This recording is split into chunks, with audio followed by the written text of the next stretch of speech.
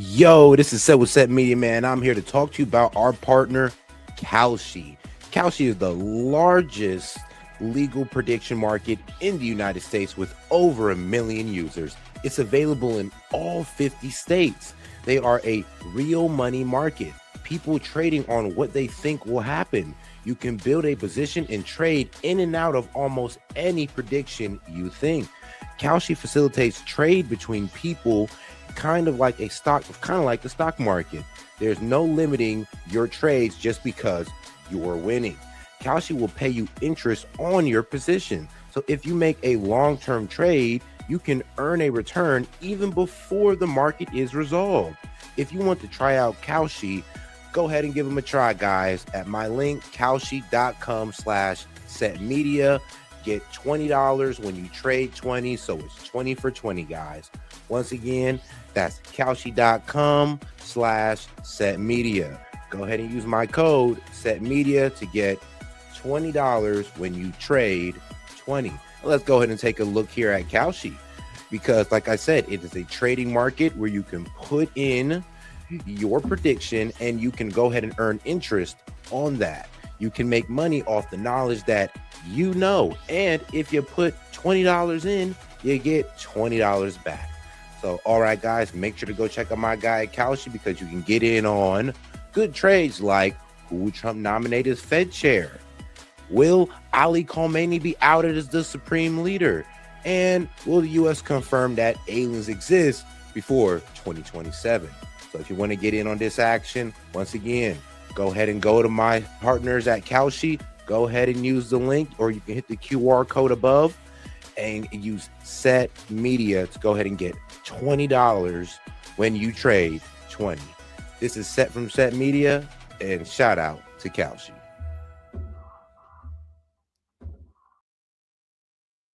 All right, guys, and we are live.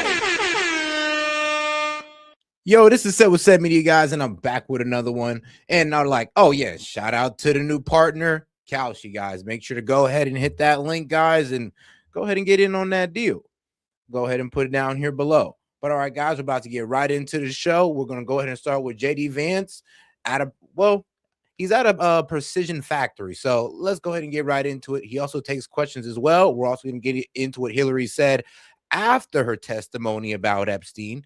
So this is going to be a fun one tonight, guys. Let's not forget to double tap that screen and like the video, and let's get right into it. I love about what the president has done is he is trying to cut out the fraud and corruption in the federal government. I got to tell you, ladies and gentlemen, it is very, very rampant.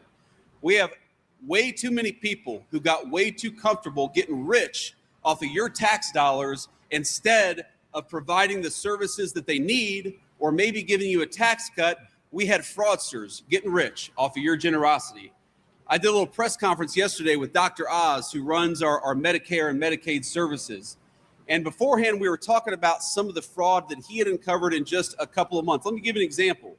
In next door Minnesota, in Minneapolis, not a very well-governed state, you had a situation where we have a service that the federal government provides. The states actually provide it, and then they get reimbursement from the federal government. And you know what they do? They help autistic kids with after-school services. Because if you know anybody who has autism or is on the spectrum, sometimes you need a little bit of extra help. And so we've got a program there to help those special needs kids, to make it easier for their families.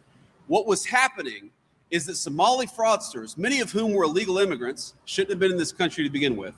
You had Somali fraudsters who were saying that their kids were autistic, even though they weren't. They were collecting a fat check from... Oh, and it was the same thing with the feeding the children scam. When it came to the COVID funds to feed kids, yeah, they would get the money, but they wouldn't feed no kids. Same thing was going on, with the daycares. They're getting money, like they're getting state money, taxpayer money to take care of kids, but they don't have any kids, but they're claiming that they do. And that's where the fraud sets in. And guys, let's not forget to double tap that screen and like the video. Appreciate the support. All of you, and they were getting rich from it. So what happens? You get poorer, your tax dollars go to Somali fraudsters, and worst of all, you've got special needs kids in American communities that we ought to be helping, and instead of helping them, we're helping fraudsters who don't have the problem to begin with. That is a scandal. And it's something that Joe Biden and congressional Democrats promoted with their open border, encouraged it, and funded it. Now, I'm here to tell you that the job of your government is not to open your borders and allow fraudsters to come in and take advantage of you. The job of your government is to shut the border and shut off the fraud. And that's exactly what we're doing in the Trump administration.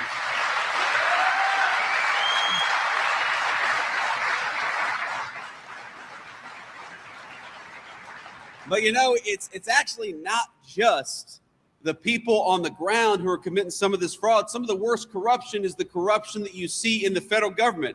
And I know Derek and a lot of these other guys were standing up cheering for this. Why don't we stop allowing congressmen and congresswomen to get rich off of insider trading? Is that common sense?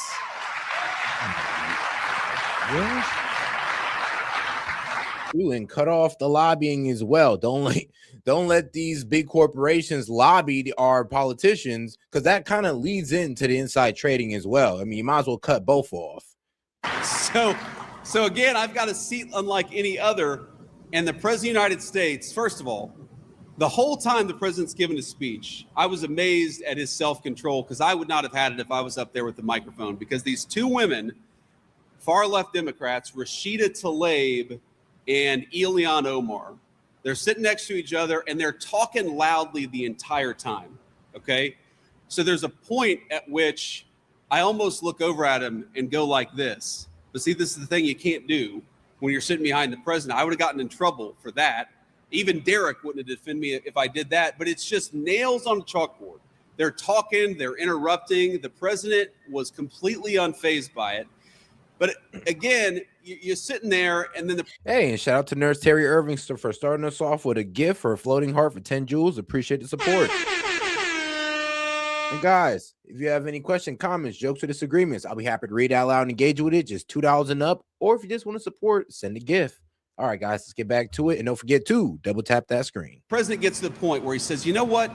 We are going to stop congressmen and congresswomen from getting rich off of insider trading, from violating the public trust that you have put in them, and get rich off of insider trading. Of course, a lot of people stand up and cheer. Most of the Democrats don't.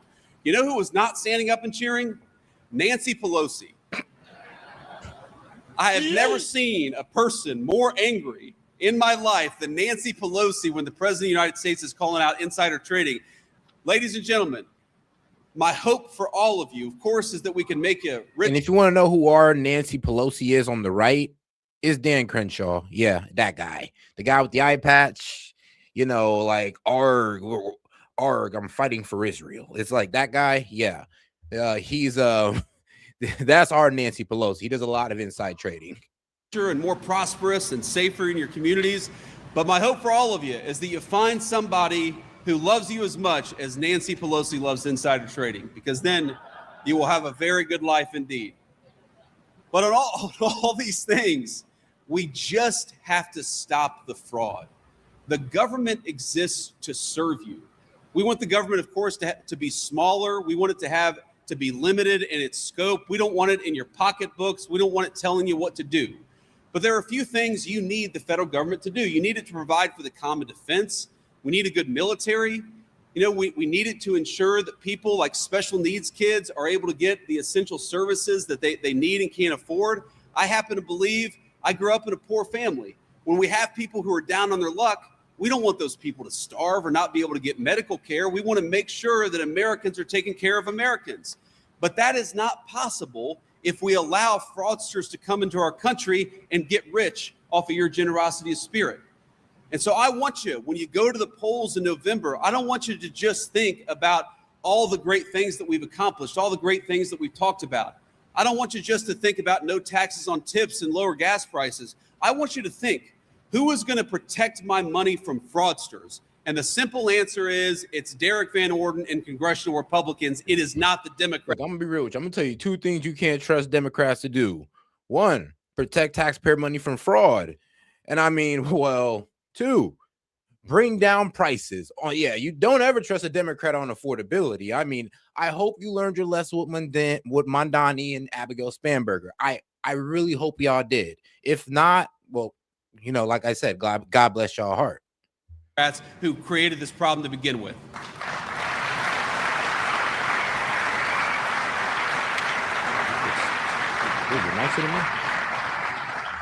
I got so many notes here. I could sit here and go on for another 45 minutes. Housing prices are down. Apartment rents are down 4 months in a row. We came in saying we wanted to make housing more affordable, and we're starting to make good progress on that.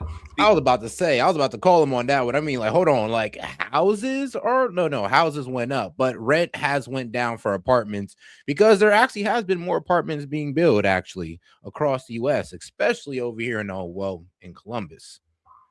Annual cost of a new mortgage in just a year is down by $5,000. And my friends, if we could get Jerome Powell at the Federal Reserve to lower interest rates because the inflation is now low, then those mortgage costs would come down even further. I happen to believe, and I know the President of the United States does, that when young people look at their country, one of the best things that we can do for our young families is make it possible for them to afford a home again and raise a family in a piece of land that they themselves own.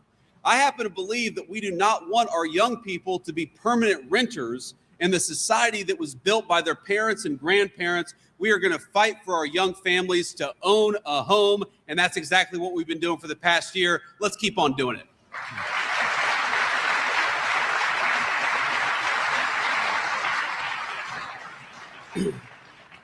But let me just close with this one final thought, and then I'll take some questions from the media. There are a lot of specific issues that matter. We could talk about all of them. We could talk about the fact that we've got a closed border and they opened it. We could talk about the fact that we've got the lowest murder rates in the United States of America in 100 years. And you wonder, how did that happen so quickly? 2 reasons. Number one, we empowered our great law enforcement officers to do their job, and the last administration was holding back. And 2, we got a lot of violent criminals the hell out of this country and send them back to where they belong. That's how you get a low murder rate. We got so many things we could brag on, so many things that we still got to do. God, do me a favor and double tap that screen like the video, guys. Let's get more people on the conversation by double tapping that screen. We still got to work to make homeownership affordable for our young families. You know, you've probably seen the headlines about, you know, the stock market has been doing incredibly well because the economy's been doing incredibly well. But the president asked me probably 4 months ago, he said, what about the Americans who don't own stocks? And so he's created a new program where we can allow the 35% of Americans that don't own stocks to open up the kind of accounts like a 401k that some workers have access to, other workers don't. We're going to allow every worker to open up that kind of account. So when the stock market goes up, it's good for every single American citizens, not just the 65% of people who own stocks. We want to make it good for everybody.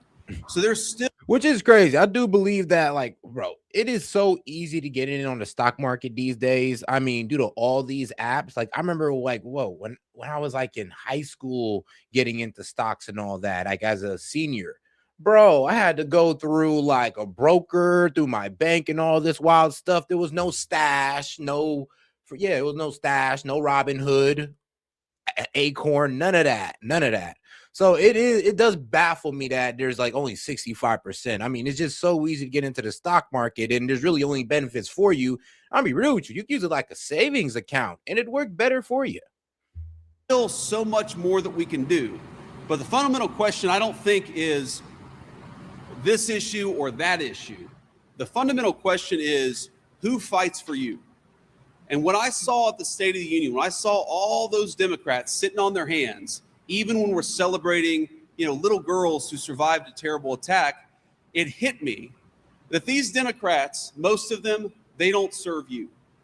Now ask yourself, why are they sitting on their hands? I would like to think, I don't know them personally, maybe Derek would disagree with me, but I'm going to be a little charitable to those congressional Democrats. And I think when that little girl was standing up, hugging and kissing her dad, that those Democrats, there was at least a part of them, the human part and their soul, that wanted to stand up and cheer for that little girl. And all of them sat on their hands. And you have to ask yourself, why is that? And the answer is because they know they don't answer to you. They answer to somebody else. Mm-hmm. They answer to people who have corrupted this country. They answer to people who opened the border. They answer to people who got rich off of illegal immigrant labor We want you guys to get rich off of the labor of American citizens. The worst part about it is that, well, one, the Dems don't answer to the moderate Dems, they answer to the radical left. That's the problem. So what they did was okay with the base that they were trying to reach, or that they always try to reach. And I mean, then of course the other point is that, well, there were Dems that were looking around and actually seeing if it was okay to stand up, which actually proved that, yeah, some Dems wanted to stand up for what Trump was saying, because, well, honestly, it's like common sense too. But they had to look around for confirmation, which shows once again, well, what leadership does the Democratic Party honestly have? We want American workers to get rich for working hard, not illegal aliens. And that, to me, is the fundamental difference between congressional leadership and congressional Democrats and the congressional Republicans under the leadership of this president. These guys, they don't serve you. Watch a speech of any of the congressional Democrats. Go watch if you can handle it. Maybe have a few good Wisconsin beers beforehand and prepare yourself. But watch a speech when these guys talk about illegal immigration, and then watch a speech when they talk about manufacturing jobs for American workers. That doesn't give them passion. Oh, yeah. The new word for undocumented immigrant is now inspiring citizen. I know, right? I was like, oh, my God. Yeah. But inspiring citizen, guys.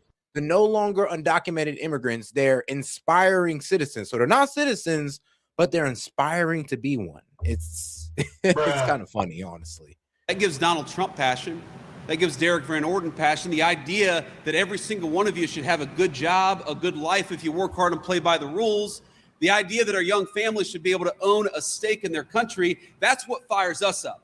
That's what we're fighting for in government. But you watch these congressional Democrats, what really fires them up, they get really mad at the idea that we are deporting illegal immigrants. They talk about the dreams of illegal immigrants who have come into our country, but what about the dreams of you and your children? Because that's who I'm fighting for. That's who Donald Trump is fighting for, and that's who Derek Van Orden is fighting for. I'm not going to tell you, and I know there are a lot of people who are going to watch clips of this or even watching it live right now. I'm not going to tell you you're going to agree with us, agree with me on every single issue. That'd be impossible. Even in the Republican Congress, which is just, 220 or so very good guys, you've got disagreements of opinion. You've got some people who will say this thing about this issue and something else about another issue. Disagreement is fine, but I'm not asking you to agree with us on everything. I'm asking you to remember who serves you. And what I know about Donald Trump and the congressional Republicans is that we wake up every single day and we think about, how do we fight for you? The question in November is, do we give power to the people who fight for corruption, who fight for fraud, who fight for illegal aliens, or do we give the government to the American citizens for whom it was designed and for whom it was created? I think I know the answer. Let's vote for our people. Let's vote for Derek Van Orden next November. Thank you all. All right. And the midterm games have begun, people. J.D. Vance coming out to a factory to go ahead and support a fellow Republican. I know the way I'm announcing it is a bit fried, but hear me out. Well, this is going to be the game for the next 9 months, guys, until November, until midterms pop off. So get ready. We're going to see a lot of rallying and we're going to see a lot of antics. And, well, due to the State of Union, well, yeah, I kind of gave my man something to go off of. He's definitely going to go off the fact that you didn't stand for fellow Americans. So, Dems, prepare to have that one rubbed in your face. And, of course, Dems will continue to talk about affordability while not solving it themselves or having no plan for it whatsoever. Thank you, guys.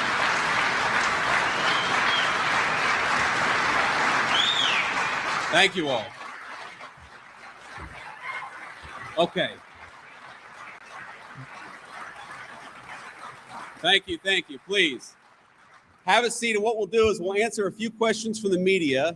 And I would ask that the local reporters get first dibs here, and then we'll answer as many questions as we've got time for. So go ahead. Alex Loroff with Spectrum News 1. Mr. Vice President, there was a poll released yesterday of Wisconsin voters where 70% of respondents said their biggest concerns right now are affordability and the cost of living. Sure. What can still be done at the federal level to ease some of those affordability concerns that Wisconsinites still have? Well, look, it's our top concern too. We want people to be able to afford a good life. Nothing breaks my heart more than the idea that you've got somebody who goes out, they bust their rear end, they come home, they want to give their kids a nice meal, maybe once or twice a year, they want to take their kids on a nice vacation. We want people to be able to afford that so long as they work hard and play by the rules. And I think the thing that we've tried to remind ourselves of in the Trump administration is we were put in a very big hole.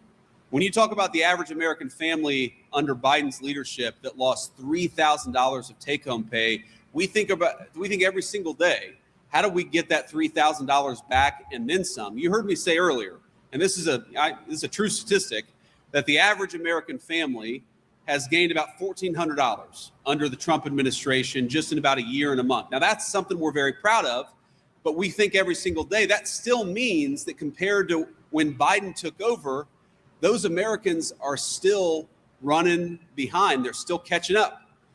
So I think what we have to do every single day is come up with ideas for how to make the American people's lives better. And that's what we're doing. Some of this is the policies that we've already put in place take a little bit of time to work their way through the system. Mm-hmm. Some of it is we got to keep on working at it. Well, like I said, I mean, they got 9 months, and that's what I would tell every Republican. Like, we have 9 months to see how the affordability plan that Trump is putting out works out for us, how the economy is going to look, if wages go up, if inflation stays down.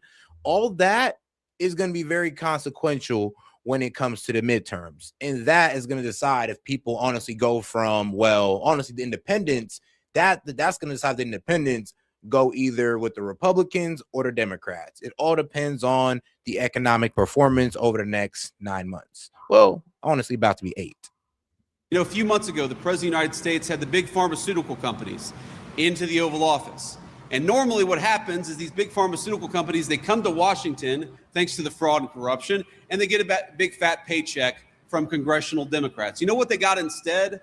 They got a lecture from the President of the United States. Why is it that the people in this room, for my entire life and then some, paid the highest prescription drug prices in the world, while people in England or France or other rich countries paid much lower prices? And the reason is because the pharmaceutical companies took advantage of us. That was corrupt. It was unacceptable. Now, you're already starting to see this with certain medications, and you're going to see it with more. But the President of the United States said, we are done paying more than Europe for prescription drugs. We want to pay what they pay. And if you're not going to take that deal, then get the hell out of my office. Well, they took that deal.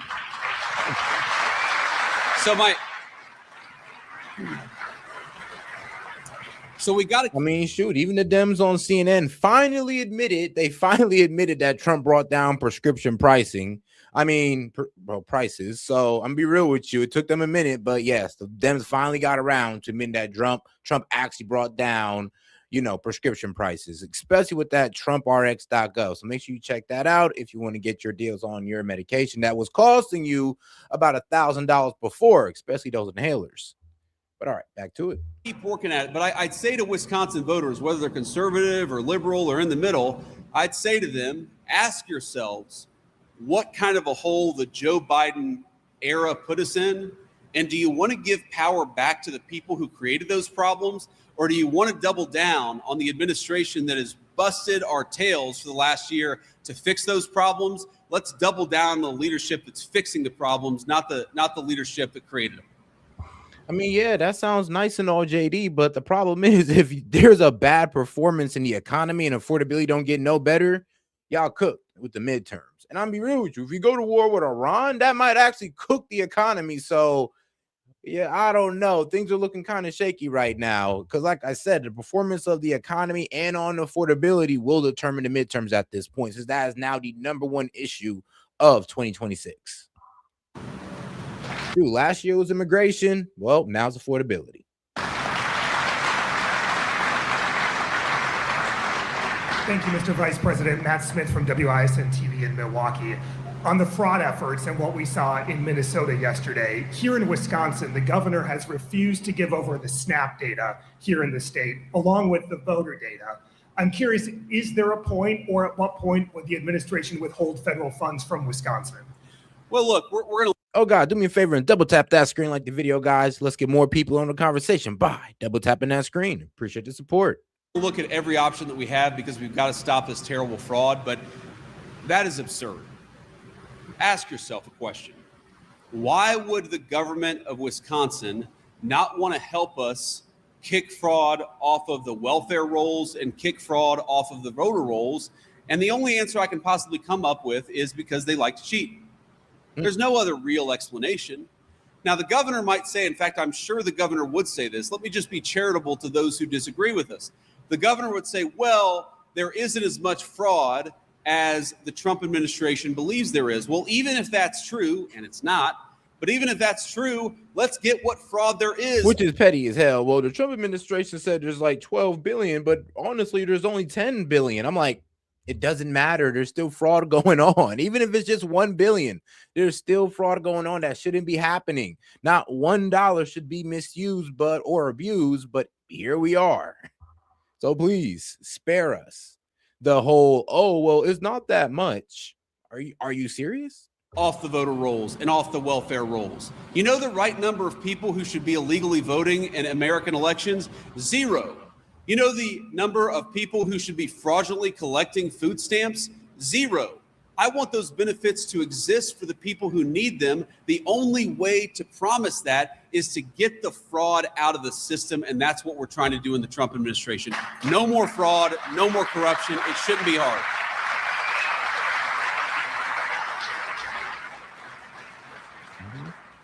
Thank you, Mr. Vice President. Ellie Davis, Local 5 News. What should data centers do to be good community partners? What? Man, pick up that electricity bill, man. Look, they should pick up at least, I don't know, like $300 of everybody's electricity bill in the surrounding area, since that's exactly what they're adding on. So, yeah, and I'm glad Trump actually spoke on that because it was a problem that was a major problem in 2025. These data centers being built and it's driving up electricity prices. Trump said, well, you guys need to start generating your own energy and paying for it. So let's see where this goes. And hopefully this actually helps out the residents that live around these data centers. Oh, and of course, there's water problems as well that they need to touch on. Not just energy, but water as well. That's a very, very good question. And you saw the president talk about this in the State of the Union address. Look, there's a good news and a bad news with data centers. Now, the good news is, first of all, they're big facilities. You create a lot of construction jobs. And this next generation of the technological revolution, you need those data centers to make that run. Those data centers are like the gasoline of the technology revolution that we're going to see over the next 75 years. And I don't know about you all, but I want America to win that technology revolution. I don't want China or some other country to win it. And so that's why we got to have these things. Now, here's the downside. If those centers are built and the local governments aren't ensuring that there's enough power for those data centers, then it's going to increase electricity costs for everybody else. And so what we think the data centers have got to do is they've got to work with the local governments, with the state governments, and in the federal government, we are trying to do everything that we can so that if you build a data center, for example, you can just build a power plant right next door. What I think we ought to be working towards is you build those data centers and electricity costs come down for American citizens instead of going up for American citizens. The data centers can afford it. We got to make sure that they're good neighbors so that when they come in and build these great buildings, the people in their neighborhood, the people in their community benefit too. And that's through lower power. That's the best way they can be good neighbors. Yep. Thank you. Because, I mean, think about it. They was getting tax breaks and the residents were also helping to pay for the power that they were using as well. I was just like, bro, yeah, this got to be fixed or else it got to be halted. Hello, my name is Laura Schulte. I'm a reporter with the Milwaukee Journal-Sentinel. And in Wisconsin, rural hospitals are struggling. Closures are creating healthcare deserts for parts of the state. And what can be done federally to keep those hospitals open and providing necessary care to community members? Yeah, I appreciate that question. It's a very, very serious problem. And unfortunately, this, like so much of else, what's going on in our country right now, is a problem that we inherited from the last administration. If you look at the number of rural hospital closures that were happening in 2022 and 2023 and 2024, it was really accelerating. And it's one of the reasons why it's not a provision that's talked about as much. But if you look in the big, beautiful bill. Well, yeah, because, I mean, the funding stayed the same, but the costs like skyrocketed due to inflation. I mean, inflation crushed everybody. I mean, from your average American to your big corporation to the rural hospitals to your big city hospitals. Everybody got crushed by the cost. And that's what was really getting these rural hospitals shut down. It was just they just couldn't bear the cost at that point. The working families tax cut, however you're Other calling things it. as well. In that One of legislation, the main there is a multi-billion-dollar rural hospital fund to try to help these rural hospitals persevere in tough times, stay open, provide essential services, and get them to a place where they're on firmer financial footing. Nothing like that, I don't believe, Derek, had ever existed in the federal government before. But we said, look, we cannot let these rural hospitals just disappear. So we've created this fund to try to, support the ones that can stay open and try to slow the closures for the ones that are going to have to close.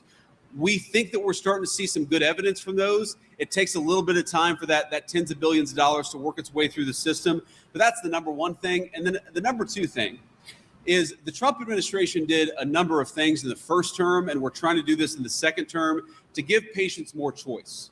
Because what we often do in our healthcare system, like, for example, if you're a veteran, under the Biden administration, we would force veterans to drive an hour and a half away to a big city hospital when they could maybe go to a telehealth appointment in their own home, or maybe drive 15 minutes down the road to the local doctor.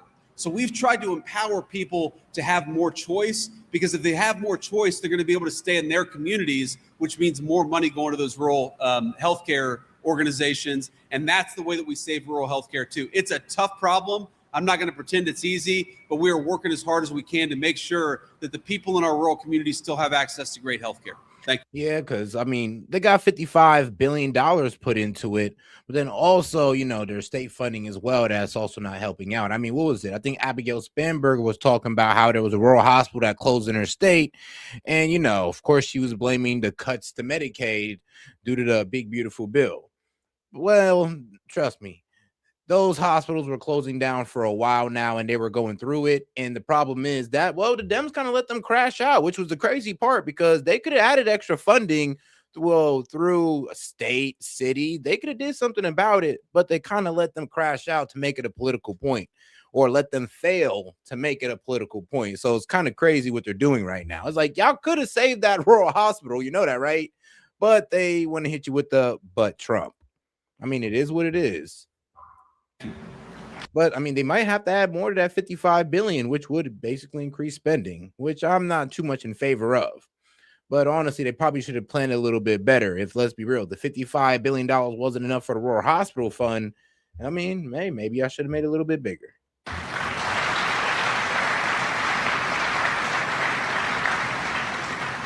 Stephanie Hoff with the Midwest Farm Report Radio Network, talking to farmers across the state of Wisconsin. My question for you today is, commodity markets have not been friendly to Wisconsin farmers. I'm talking corn, Sure. soybeans, and dairy. What is the administration doing to bolster trade, increase export markets, and those relationships to bring market prices back up?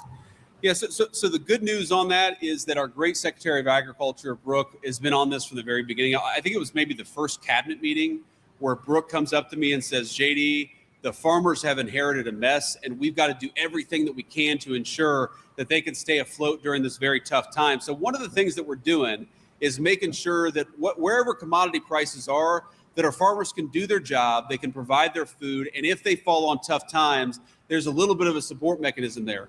Now, you might say, oh, guys, do me a favor and double tap that screen like the video, guys. Let's get more people on the conversation by double tapping that screen. Appreciate the support. if they fall on tough times, there's a little bit of a support mechanism there. Now, you might say, why do we do that? But the answer is actually very simple. If we don't have American sovereignty in our food supply, we don't have sovereignty at all.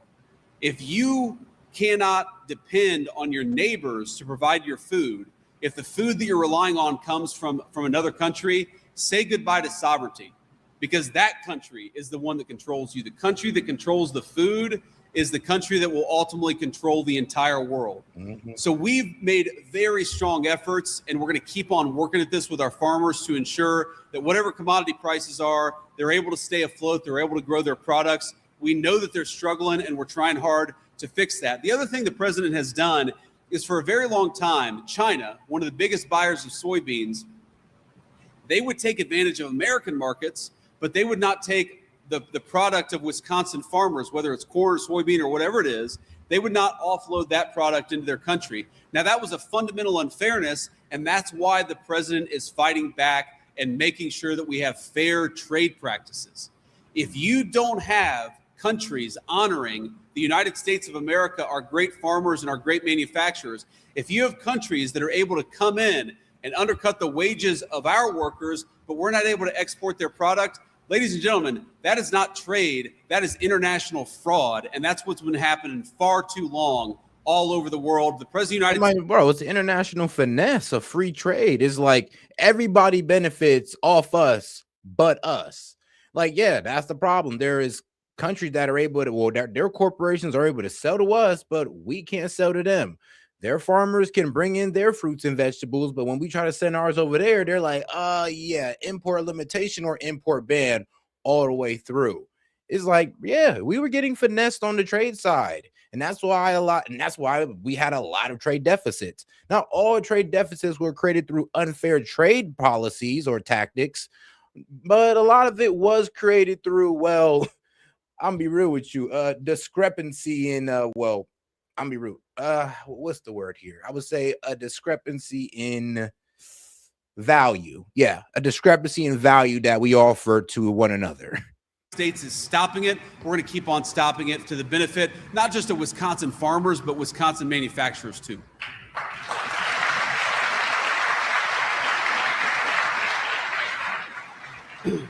So let's say we'll take two more questions here. Sir. Thank you, Mr. Vice President. Dylan Eckhart, 9 News, out of Wausau, WAOW. Nationally, there has been bipartisan legislation introduced sticking with agriculture. For example, the Domestic Organic Investment Act, which would make a USDA's development grant permanent, allowing for grants for farmers and businesses. How will the administration continue to work with local farmers and businesses in Wisconsin, especially central Wisconsin, to expand on some of those ideas and introduce legislation? Well, you heard a little bit of my answer in the last question, but you're right. There's a lot of legislation that's working through the Congress, and as broken as Congress is as an institution sometimes, there are still some good pieces of bipartisan legislation that happen. Luckily, I think agriculture is one of those areas where you still have some good bipartisan pieces of legislation. You ask how we're going to work with local farmers, especially in central Wisconsin, and the answer is just to listen. You know, we've got a great legislative team at the White House, but we've also got a lot of great allies like Derek Van Orden in Congress. And what these guys are doing is they're coming to us with ideas. And they're saying, look, we heard from our constituents, this is something we've got to do. You know, whatever the product is, you know, sometimes they're most concerned about commodity prices. They're worried that the soybeans and the corn, it's way too low. Sometimes they're worried, of course, about inputs. They're worried about fertilizer. They're worried about the cost of fuel. So what we just try to do is work with our allies in Congress. And frankly, we'll work with anybody in Congress who has good ideas about how to help our farmers. We're going to have some good legislation on this front over the next year. It's just a question of getting it over the hill, getting it to the president's signature, or to the president's desk, I should say, for his signature. Thank you. One more question.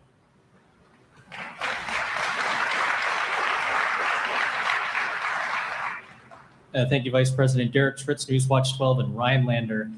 Wanted to ask about the healthcare worker shortages in several hospitals. Hospitals in Wisconsin are experiencing or are worried about the aging demographic shift. And I'm wondering what the administration will do to bolster the healthcare workforce in the coming years. Yeah, a couple things that we see is one, you know, we're encouraging hospitals and all healthcare providers, and we're seeing some evidence of this, to use technology to your advantage, right? So if you've got, let's say, a guy who needs to see a doctor, but he can see that doctor from the comfort of his own home, doing a telehealth appointment. You know, sometimes you got to go into the doctor. Sometimes you can actually do that by just talking to the doctor at home. That we're trying to encourage because that puts less stress on some of the healthcare workers. If you can just see somebody quickly, it's in and out. You don't have to deal with all the paperwork of coming in for a doctor's visit. That's one of the ways that you relieve that stress and shortage that we see in our healthcare workforce. The other thing is that we're investing a lot to try to make sure that we meet the doctor, the nurse, the physician assistant shortage. The basic problem that we had in our country is that for a long time, we would encourage people to get like women's studies degrees in the United States of America, which, you know, maybe you need a few of those. I'm not sure how much. But honestly, we should have been in pushing them towards either a trade or STEM, man. If it wasn't what science, technology, engineering, and mathematics, I mean, then you should have been going into a trade. And if not a trade, then STEM. And that should have been the only two options we should have gave, well, my generation and the next.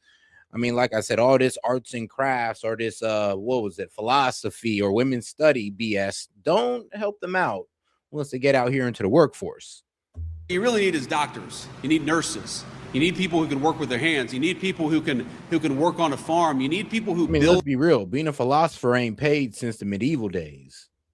And make things and take care of people. And our education system just really underinvested in training the next generation of healthcare workers. That's not a problem that's going to be solved overnight, but it is something we're working to solve because we want, I see kids in the audience. I'm sure everybody has a young person who wants to be a healthcare worker, knows somebody in your family or your friendship circle that wants to work in healthcare. We got to make it easier for our young people to choose those careers. Unfortunately, for a very long time, we've actually made it harder for people to go into the healthcare field. We layer up those who do with debt, and we make it harder for them to join the workforce. We're trying to make it easier for people to enter the healthcare field. And in doing that, that's how you release the long-term shortage. So, here's the thing, though. We got to get the real number of actual service needed and sales going on in the healthcare industry, because due to all this fraud, we got some inflated numbers. And the thing is, we might not even have a nurse shortage, to be honest with you. Or we might not even have a supply shortage, because due to what JD Vance was coming out with Dr. Oz, there was like $1.1 billion in fraudulent brace orders and other fraudulent payments for medical, not only services, but materials and equipment. So I'm gonna be real with you, we gotta figure that out on the healthcare side. All I have. I appreciate everybody who asked the question. I'm sorry if you didn't get time to ask a question, but let me just leave you with this one final thought. So I've got 3 little kids at home, and I've got one on the way. I've got an 8-year-old, I've got a 6-year-old, I've got a 4-year-old, and Usha is pregnant with baby number 4, which we're very happy about, very proud of. Thank you.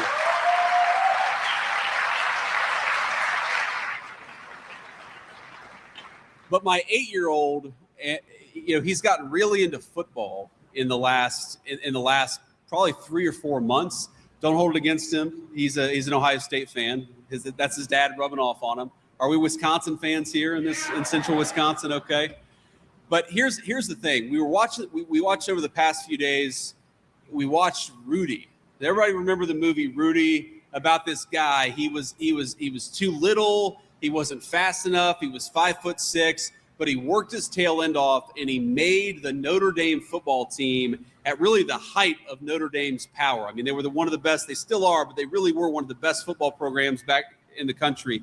And it really is just this incredible tale of a guy who believed in his dreams, who fought for those dreams, and would never give up. A classic American tale. But I was watching that movie, and I realized the 3 most important people in that movie, obviously one is Rudy, the guy who became the football player. But number 2 is Rudy's dad. And number 3 is the priest. There's a priest in the movie who sort of serves as a spiritual counselor to Rudy. And it kind of hit me watching this movie that the American dream takes many shapes and sizes. I think all of us know that. Even among our own kids, our grandkids, our friends and family, you've got the striver. You've got the guy like Rudy, who's got really big dreams, wants to play football for Notre Dame, and is going to make those big dreams happen. But you've also got a guy like Rudy's dad, a guy who just wanted to work a good job, who wanted dignified work, who wanted to raise his family and take a nice vacation every now and then. And then you have this priest who was kind of the glue that held everything together, that helped people when they were struggling, that provided counsel to people when they were down on their luck, and was empowered to be a leader in the community. And I realized watching this that when we talk about the American dream, I'm not talking about my American dream. I'm talking about your American dream. Whether you want to have a good job and raise a healthy, happy family, whether your kid wants to go off and play college football, whether you want to start a business like the one that we're standing in, whatever it is, the great thing about this country is that the American dream comes in many shapes and sizes. But here's the thing about the American dream. The government cannot give it to you for you, but the government with bad policy and bad leadership, it can destroy that American dream, whatever shape it takes in the lives of you and your children. I mean, yeah, and so I just want you to know. Trust me, we know, JD. We went through inflation. We know. That I'll never forget where I came from. Raised in a poor family, raised by a grandmother who would sometimes struggle to pay her prescription drugs or put food on the table and had to pick one or the other. And here I am before you, the greatest crowd in the world as the vice president of the greatest. All right, we're going to go ahead and move on from this, but I just got to say it once again. Everything depends on economic performance and how well Trump tackles affordability during these next 8 months. If wages are not outpacing inflation, inflation hasn't gone to, if inflation don't go down and wages don't go up, then yeah, Trump is screwed for the midterms, and that's just the fact of the matter.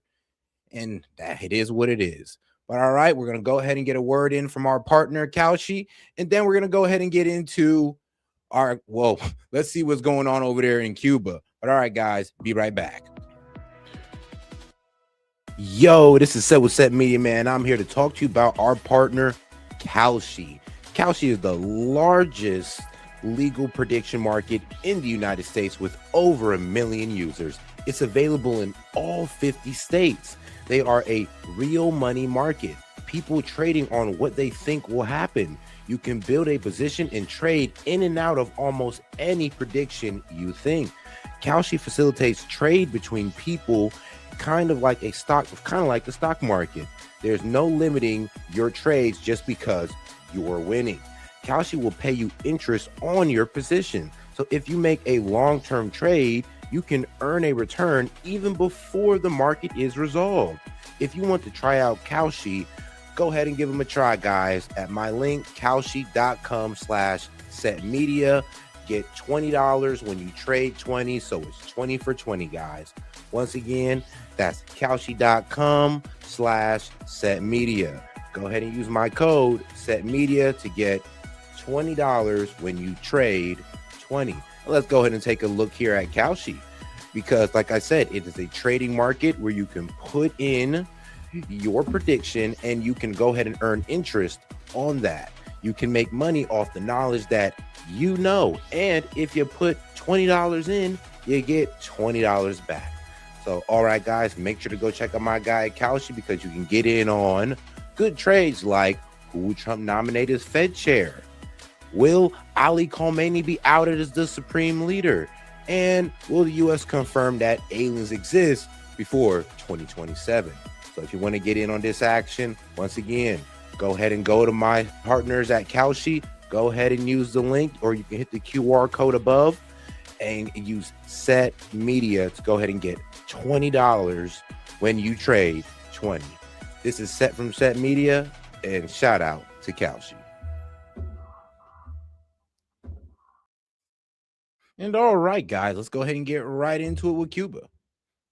All right, and let's go ahead and start off with CNN. A deadly incident off the coast of Cuba. Officials in Cuba say border guard troops shot and killed 4 people on a speedboat in Cuban waters who were trying to, quote, infiltrate the island nation on Wednesday. The Cuban Interior Ministry says the boat was registered in Florida and was carrying Cubans who live in the United States. One of the passengers allegedly opened fire on the border guard troops. 6 other people aboard the speedboat were wounded in the shootout and are receiving medical care while being held in custody. We've got CNN Stefano Pozzebon following the story for us. Stefano, good to see you. What do we know about this investigation? What transpired in this incident? Well, unfortunately, we don't know much, and everything we know is directly from the Cuban government. So, of course, we need to take it with a little bit of caution. However, we do know that the incident took place at the northernmost tip of the Cuban coast, the part of the island of Cuba that is closest to Florida, that is closest to both Miami, the Miami community of anti-Cuban hotbed, frankly, and the Cuban Keys, which is... And this is all coming from the Cuban Ministry of the Interior. It said that Florida registered speedboat entered Cuban waters about 1 mile off Cuba's north coast and opened fire, which is crazy, by the way, killing 4 and detaining 6. Cuba's government said that 10 passengers were armed Cubans living in the U.S. and who tried to infiltrate the island to unleash terrorism. Well, I mean, I wonder what grounds are going off of. What did they get the communications? How did they know that there was a whole bunch of terrorists on that boat? But hold on, wait, they opened fire. So yeah, it is what it is. The peninsula, that line of archipelago that drives south. I don't know. Something about this, something about it kind of screams false flag, but maybe that's just me being overly cautious. From the continental United States towards Cuba in South Florida. We know that 6 people have been so far apprehended by the Cuban government. The Cuban government and the Interior Ministry in particular have told us that 1 more person have been apprehended for flying into Cuba to organize the reception of what they're saying was a tripulation of terrorists. These 6 people, together with the 4 that have been killed in the standoff on Wednesday, are now accused of terrorism and trying to infiltrate the country, Cuba, in to stem a rebellion, to stem social disorder. We know that the Americans have called. Oh, and shout out Toe. She says, congratulations on the sponsor. Said, hey, appreciate you, Toe, for starting me off and for congratulating me on the sponsor. Yo, make sure you guys sign up for, Kalshi.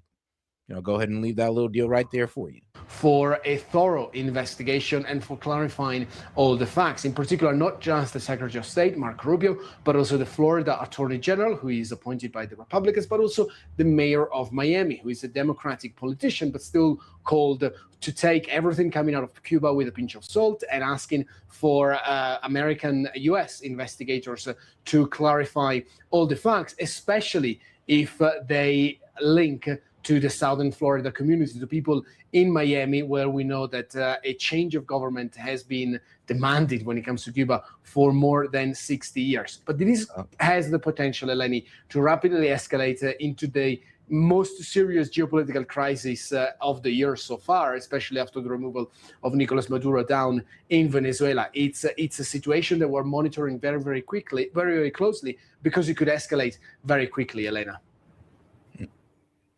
Sure can. Yeah, absolutely. Okay, so I want to talk about the current economic realities facing people in Cuba right now. Lifeline was. They're going through a fuel crisis right now because Mexico cut off the oil from there. We cut off the oil they were getting from Venezuela, and I think it was Russia who sent them a lifeline. But who knows how long that oil is going to last them? So they're going through it, and we do want regime change in Cuba, according to Marco Rubio. So we'll see how this goes. And I'm be real with you, sounds like kind of like a false flag, because what were American citizens even doing out there? And then shooting at them, and now they got blown up. Now they're dead, and now we got to sit there and investigate the death of U.S. citizens basically, or Cuban residents.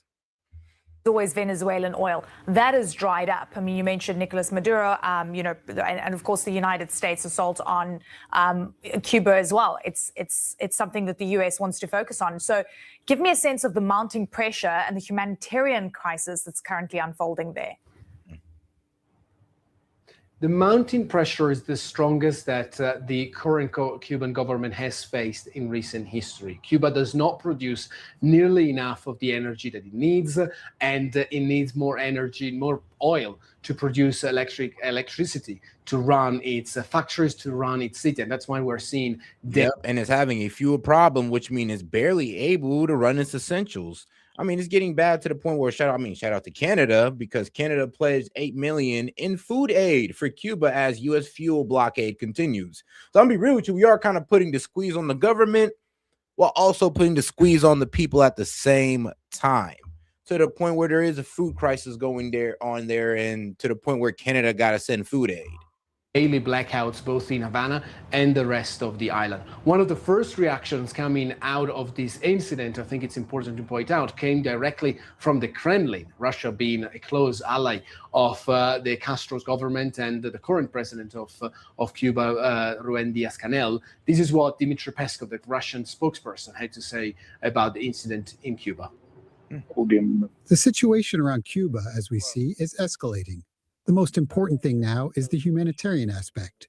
Of course, all humanitarian issues Cuban citizens are facing must be resolved, and no one should create obstacles. So the United States have essentially blocked all shipments of oil from neighboring countries into Cuba. It used to be Venezuela. Maduro was removed. Venezuela is no longer sending crude oil to Cuba. It used to be Mexico. Mexico has desisted to do that after the U.S. pressured the Mexican president. And now Canada and Mexico are sending in humanitarian aid because, of course, the humanitarian situation could as well rapidly escalate into a crisis. It's a sign, it's an arm wrestle between Washington via Miami and Havana. Of course, I say via Miami because Marco Rubio himself, the Secretary of State, is from Southern Florida. He has long advocated for a regime change in Havana, and he also said that yesterday, saying that the Cuba government should seize power as quickly as possible. The Cuban situation should change as quickly as possible. And we see that increasingly isolated. PESCO, for example, did not offer any concrete. Now we are offering a little bit of grace. So what was it?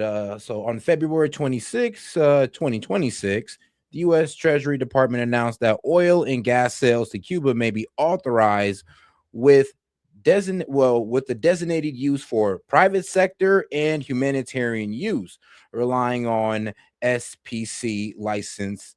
Relying on an SPC license. All right, so we're gonna see how that works out for them. In the meantime, I'm gonna find out what that is. Great help coming down from Russia to Cuba. So a situation that we're monitoring very closely in the days and weeks ahead. Suffice it to say, it is highly unusual to see shootouts in open sea like that. It's not something that happens every day. It's something, frankly, that hasn't happened with Cuba in a very long time. We're going to turn now to Mark Puto. He's a White House reporter for Axios. He's done a lot of reporting on the U.S. relationship with Cuba. Thank you for being with us. Oh, wow. Thanks for having me. So we heard the Secretary of State there say that they're going to want to know more. They're going to do their own investigation. And there are survivors, so to speak, right, who reportedly are in a hospital. All right. So pretty much what they mean by the SCP license inspection is pretty much saying that, well, they're only going to offer the oil for support of the Cuban people. Like I said, for private sectors and humanitarian reason. And I mean, basically for private sectors, basically whatever we got going on in Cuba, apparently. Honestly, I don't even think we got anything going on in Cuba. So, I mean, hey, at least we're giving it to them for humanitarian reasons. So we can't feel that bad. So what can the U.S. do here?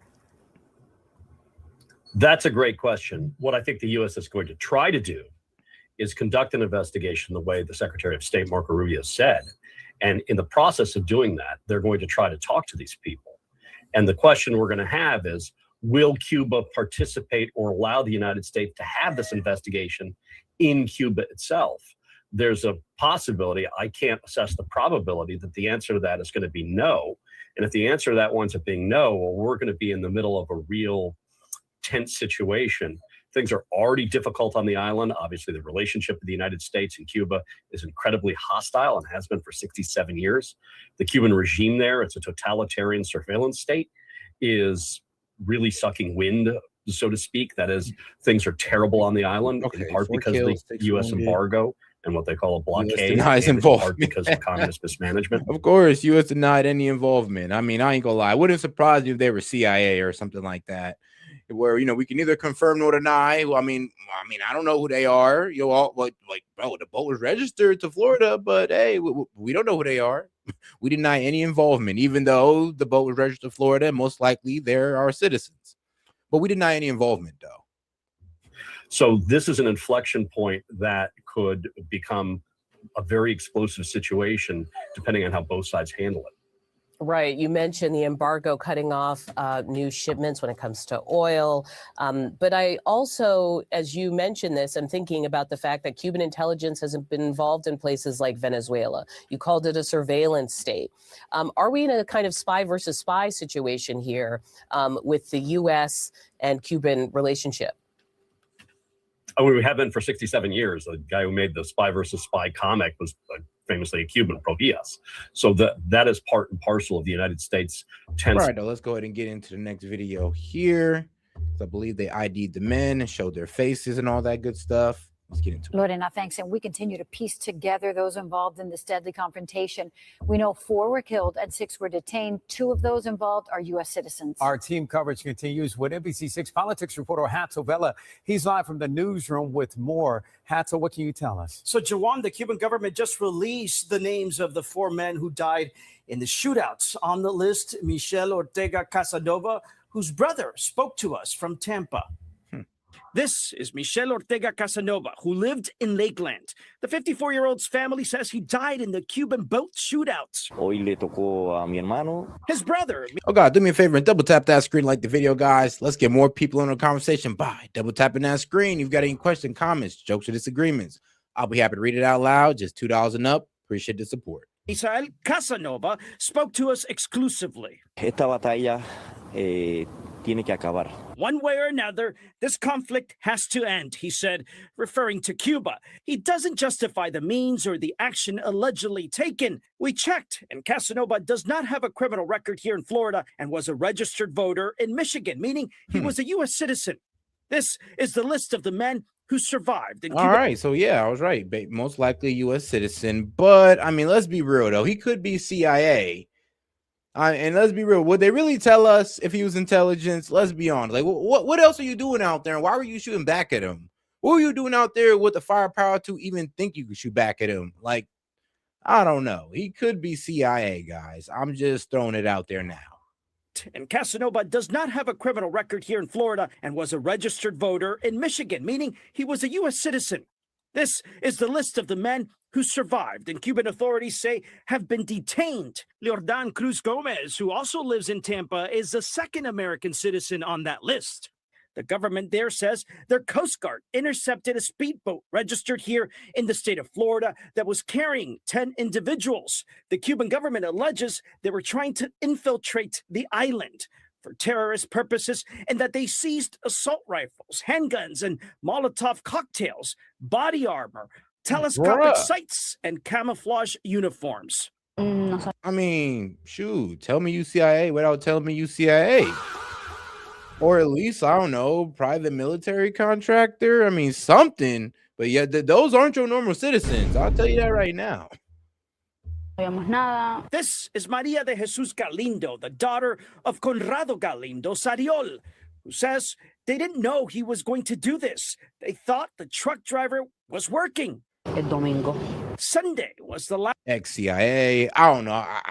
I guess I'm just going on that angle. I don't know. I'm convinced at this point. Last time his wife saw him. 58-year-old Galindo, who was a U.S. resident, they say, was not a fan of Cuba's government. In fact, he fled Cuba on a boat after being jailed on the island for his anti-government views. Lugar donde muchas veces los torturaron. And his daughter says he was tortured while in a Cuban jail. She fears this will. Okay, so he was an enemy of the government. He came over here. He probably got in with our, he probably got in with our intelligence agency to give us intel on the government. You're going to go on this mission and cause a little bit of trouble in there. He stabilized Cuba, so when we go in there and scoop the guy out, it's no problems. That's probably was the plan.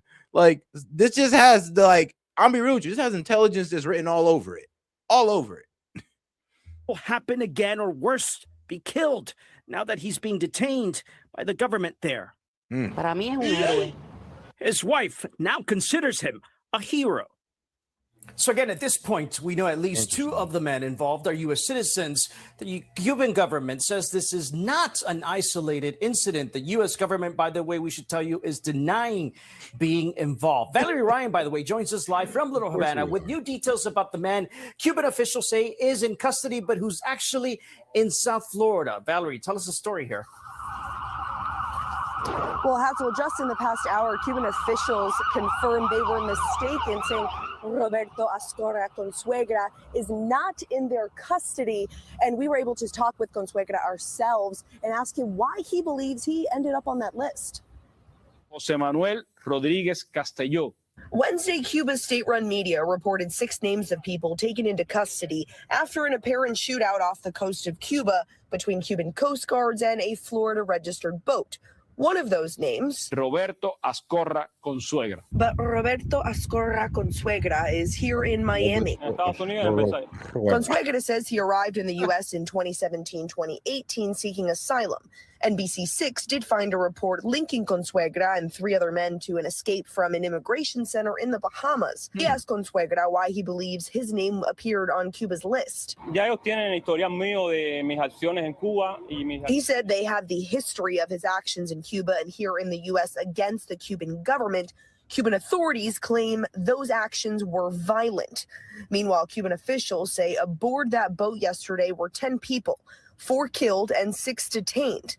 They say the boat was loaded with weapons. The Cuban Interior Ministry says those on board had intentions of terrorism. Consuegra says he doesn't have any knowledge of why this happened, but does know who was involved. Yo los conozco a casi prácticamente todos.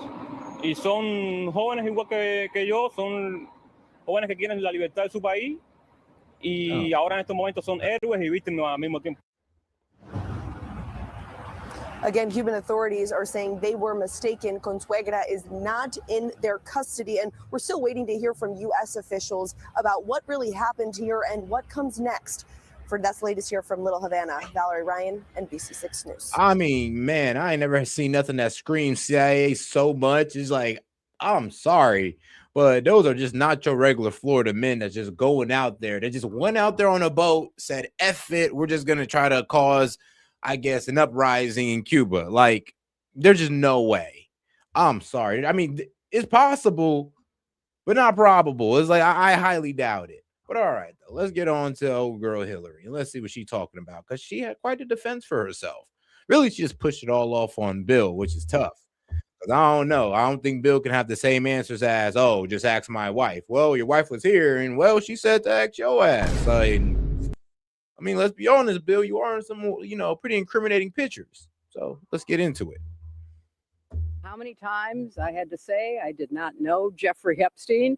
I never went to his island. But you did know Ghislaine Maxwell. You invited her to one of your events. So, I mean, hey, that could be true, though. She never met Epstein, but you did know his right-hand woman, Ghislaine Maxwell. I did not know Jeffrey Epstein. I never went to his island. I never went to his homes. I never went to his offices. It's a shame that it took 7 months to get Miss Clinton in. She answered most of our questions, and I think that this was a productive deposition today. We should depose the person that is mentioned in the Epstein files almost more than any other person next to Ghislaine Maxwell, and that's Donald Trump. Well, former Secretary of State, former Senator, former First Lady Hillary Clinton deposed today in Chappaqua, New York, as part of this Epstein file oversight committee investigation. The Clintons agreed to the questioning, and these are the topics, the deposition topics: how government allegedly mishandled the inquiry into Epstein and Maxwell, circumstances surrounding Epstein's. Because let's be real, Epstein was popping. Well, not pop. Oh, that's not the right word to use, honestly. Maybe a bit too urban, but Epstein was operating heavily under Clinton. And there is rumor that Clinton, he might have been compromised by Epstein. Honestly, the whole Monica Lewinsky thing actually might have been that compromised material on Bill Clinton. So honestly, I'll be honest. I actually wish Bill Clinton had to testify before Hillary, because Bill Clinton is implicated way more than Hillary Clinton. I mean, shoot, the best we got out of Hillary is that she might be gay. I mean, I could believe that, but ain't really too much to corroborate it. Death, how the government can tackle sex trafficking, how Epstein Maxwell worked with powerful figures to protect themselves, and possible ethics rules violations by elected officials. Now, the former president testifies tomorrow, and Hillary Clinton was asked about that. I think it is fair to say that the vast majority of people who had contact with him before his criminal pleas in 2008 were like most people. They did not know what he was doing.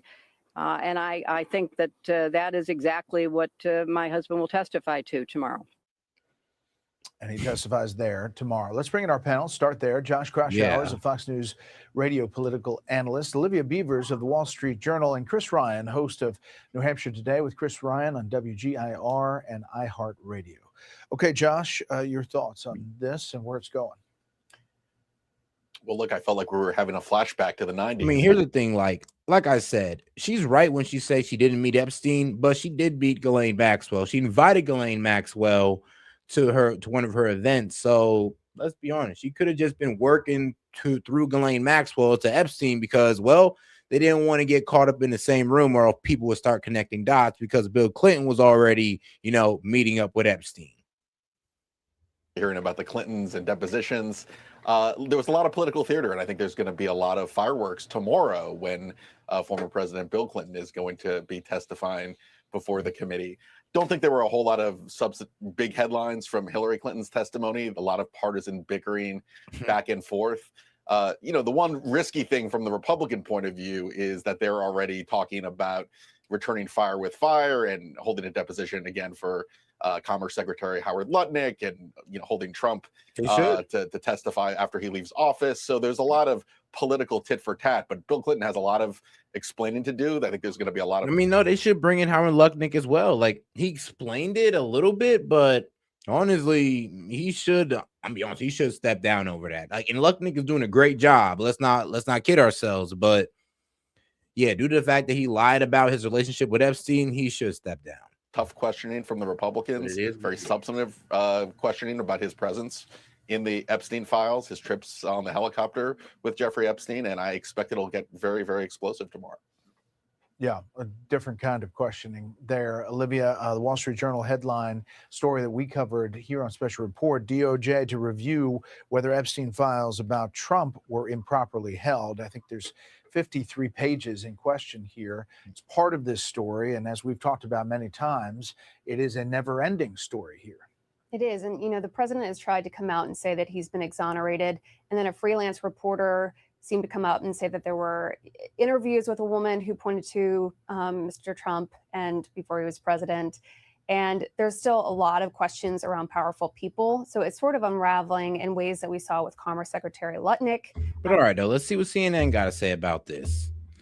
See, Hillary Clinton testifies and Epstein probe claims political targeting. Which I'm be honest with you, hey, if y'all want to go tit for tat, I ain't mad. If they want to bring in Lutnick over it and bring in Trump after his presidency, I would not be upset with that.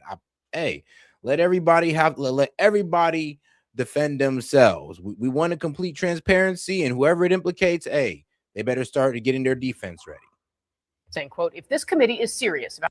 In an opening statement shared before her testimony began, Clinton criticized the committee's investigation for refusing to interview President Donald Trump, saying, quote, if this committee is serious about learning the truth about Epstein's trafficking crimes, it would not rely on press gaggles to get answers from our current president on his involvement. It would ask him directly under oath about the tens of thousands of times he shows up in the Epstein files, end quote. What we're seeing, I think it's fair to say, is a continuing cover-up by the Trump administration. They are redacting the names of men who are in it. They are stonewalling legitimate requests from members of Congress.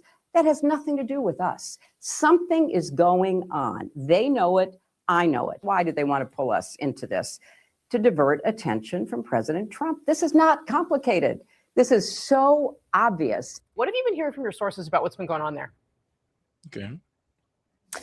Yeah, as you said, Casey, this is a deposition that is taking place behind closed doors. It is being filmed and will be transcribed. So until the committee decides to put all of that out there, we're not going to get the full picture of what exactly is transpiring inside that deposition room. However, having said that, the Democratic lawmakers on the House Oversight Committee have already made clear they've come out and spoken with reporters and essentially said that they have yet to learn anything new from the former Secretary of State about Jeffrey Epstein and Ghislaine Maxwell and their crimes, saying that, somebody that hasn't actually ever met Jeffrey Epstein can't possibly give us the information that we are looking for that is new, that could help our investigation into to Epstein, they are also using that as an opportunity to continue pressing the point that they believe there are many, many other people who should be deposed in this manner. That's because they shouldn't have been asking her about Epstein. They should have been asking her about her relationship with Ghislaine Maxwell, and they should have pushed on that one. That one, they'd have been able to, probably like undo her a little bit with that one. But they didn't. They focused on Epstein, on somebody that, well, she never met, well, physically, as far as we're concerned. So, yeah, they should have focused on Ghislaine, but I'm pretty sure that wasn't even in their head, and they were just focused on Epstein, when her ties to Epstein is only through Ghislaine Maxwell. Including, of course, they say, the current president, President Donald Trump. In terms, Casey, of the kinds of questions that the former First Lady has been asked in that closed-door deposition, we know that she has been asked about whether she has had conversations about Epstein with some individuals close to Epstein, including... Oh, God, do me a favor, guys. Let's go ahead and double tap that screen like the video, guys. Let's get more people on the conversation by double tapping that screen. And let's not forget to support the show with a $2 super chat with any questions, comments, jokes, or disagreements. I'll be happy to read it out loud. Like I said, just $2 and up. Now let's keep it going and double tap that screen. Including the co-executors of his estate, like Darren Indyke or Richard Kahn. She has said no. And then at another point, I was told by a source, she essentially said, I'm not even familiar with some of these names that you are bringing up. Now, one of the many reasons, of course, that the Clintons have not been keen on sitting down for this kind of deposition is because they don't want to have questions being asked about Bill Clinton, who, of course, has a very different story when it comes to Jeffrey Epstein. He has an established relationship with Jeffrey Epstein. He has appeared in the Epstein files a whole bunch. And I was told by a source that Congresswoman Nancy Mace asked Hillary Clinton about some of Bill Clinton's actions, including what you referenced. How does she feel about the fact that she was massaged by young women? And she responded that she's not going to talk about her feelings here. Oh, wait, what? MJ, can you tell us a little bit more about that leaked photo, why it paused? Okay, sources tell CNN GOP Republican Nancy Mace asked Hillary Clinton about Bill Clinton's contact with young women in deposition. I mean, I'm gonna be real with you. That's probably a very sore spot for Hillary Clinton, considering that Bill Clinton most likely been cheating since they've been married. So, yeah, that might have been a sore spot for her. Was the deposition how it played out?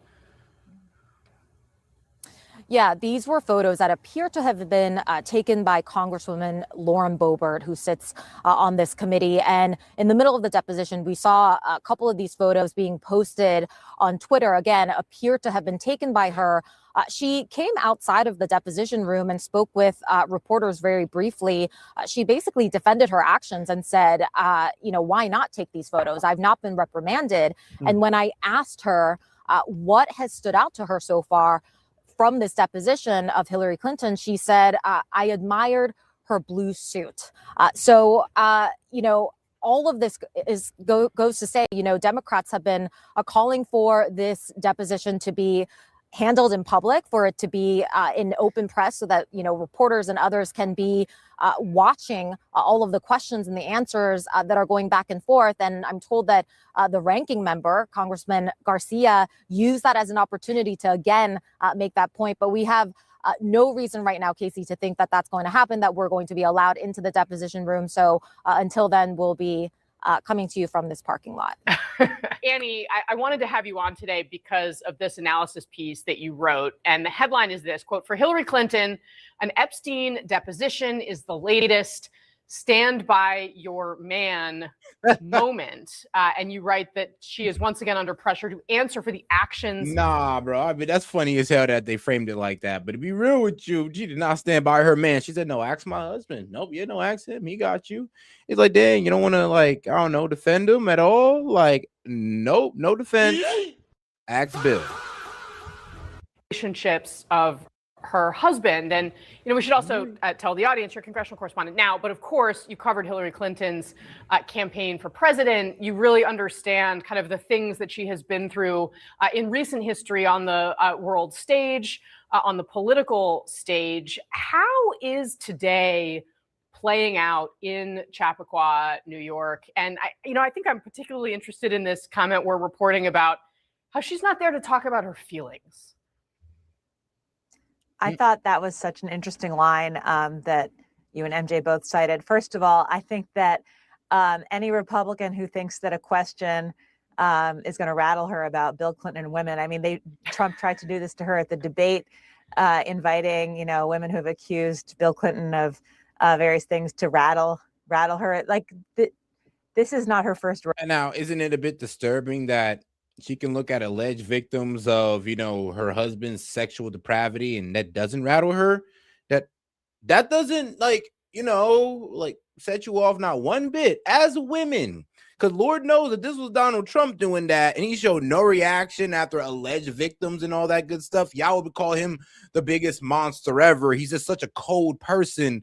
Hillary does it, and oh man, she's just so like, her mind is just has such fortitude. She's an unbreakable, strong woman, a true representative of what it means to be a Democrat. Okay, she does it and she gets championed. If Donald Trump was to do that, y'all would lose y'all shit. This is crazy. That's absolutely crazy. Yeah, looking at the victims of my husband's and sexual depravity and showed nothing, no remorse, no nothing, no apologies, just cold face and kept it going. And that's what they're championing right now. All right, I'll let y'all have that. Rodeo on the issue of Bill Clinton and women. So I think that any trained lawyer would know that a question about feelings is not one you're going to answer under oath. But yeah, I mean, my piece today was looking at how, the only reason we're here, the only reason Hillary Clinton is testifying before this committee is because Bill Clinton had a relationship with Jeffrey Epstein. Yeah. And there's really it's very clear that there's no connection from Hillary to Jeffrey Epstein. She's never met him. It's a very thin strand to be pulling on. And so once again, she's being dragged in to answer questions that she would prefer not to be answering because of her husband. And in this case, this is a question about a sex offender, and we could see in Hillary's opening statement how offended she is that, as someone who's worked for women's rights, that she's being questioned as someone who would have been involved or had information about a sex trafficker. But Bill Clinton's testimony tomorrow is. Not her really about being a sex trafficker. Is that was her and her husband compromised by Epstein? I mean, her husband had a close relationship with Epstein, and she had a close relationship. Well, not too much of a close relationship. I won't throw under the bus like that, but she had access to Ghislaine Maxwell. She knew who Ghislaine Maxwell was, not knew of her crimes, but she knew who she was.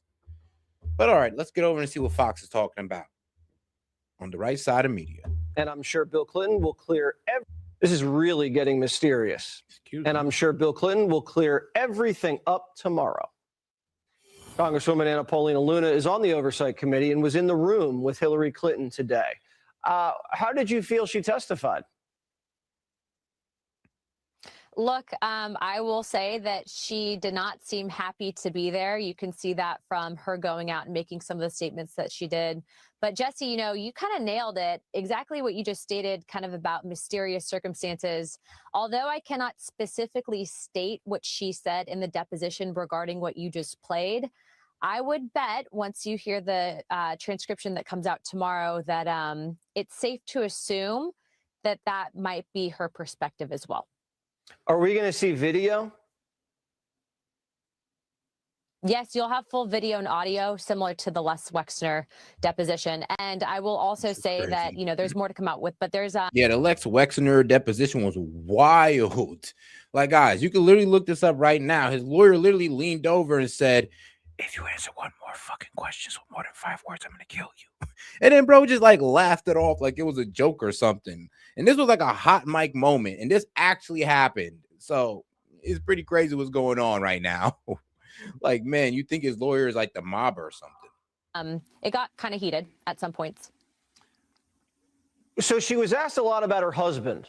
No one thinks Hillary Clinton was involved in sex trafficking or doing anything with children. I mean, that's clear. But and her husband's obviously, no one's accusing him of anything. Yes. But she was asked a lot about her husband's relationship with Epstein. And she said she couldn't remember. You'd have to ask him. You know, there's something in regards to when someone's put under oath, there's protected communications between spouses. And so there was a lot of that. But what I will also say is what's Fair. going to be particularly interesting for the president is that, and President Clinton tomorrow, that is, in his depositions, and is that at a certain point, I think that, you know, this does kind of, was this a honeypot operation? Was this intentional? These are all questions. And I will say specifically, Jesse, when I was asking her questions, I was very focused on the potential of the foreign intelligence ties, and also too about whether or not she believes specifically we should open up investigations into some of these co-conspirators that were women. And that seems to be something that the liberal media does not want to touch or talk about. And so I encourage everyone to look into that, because there's a lot there. And I will also state that if you are looking at Jeffrey Epstein's people that he interacted with specifically, I definitely think it's safe to say I think the American people agree with me.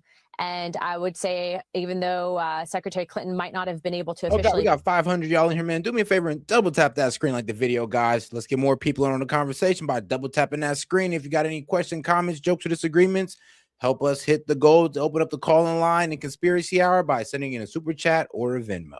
All right, though, back to the show. Admitted that she did seem to at least be perceptive to the idea that he was tied to foreign intelligence. And she also had stated that we should follow up on specific ties with him in regards to the 3 countries that were listed by the Epstein attorneys, Russia, Iran, and Israel, in relationship to whether or not it was potentially a foreign intelligence operation. That was interesting. That is interesting. It does seem to be a honeypot operation, and he does seem very closely tied to Israel, but also looks to be double dipping.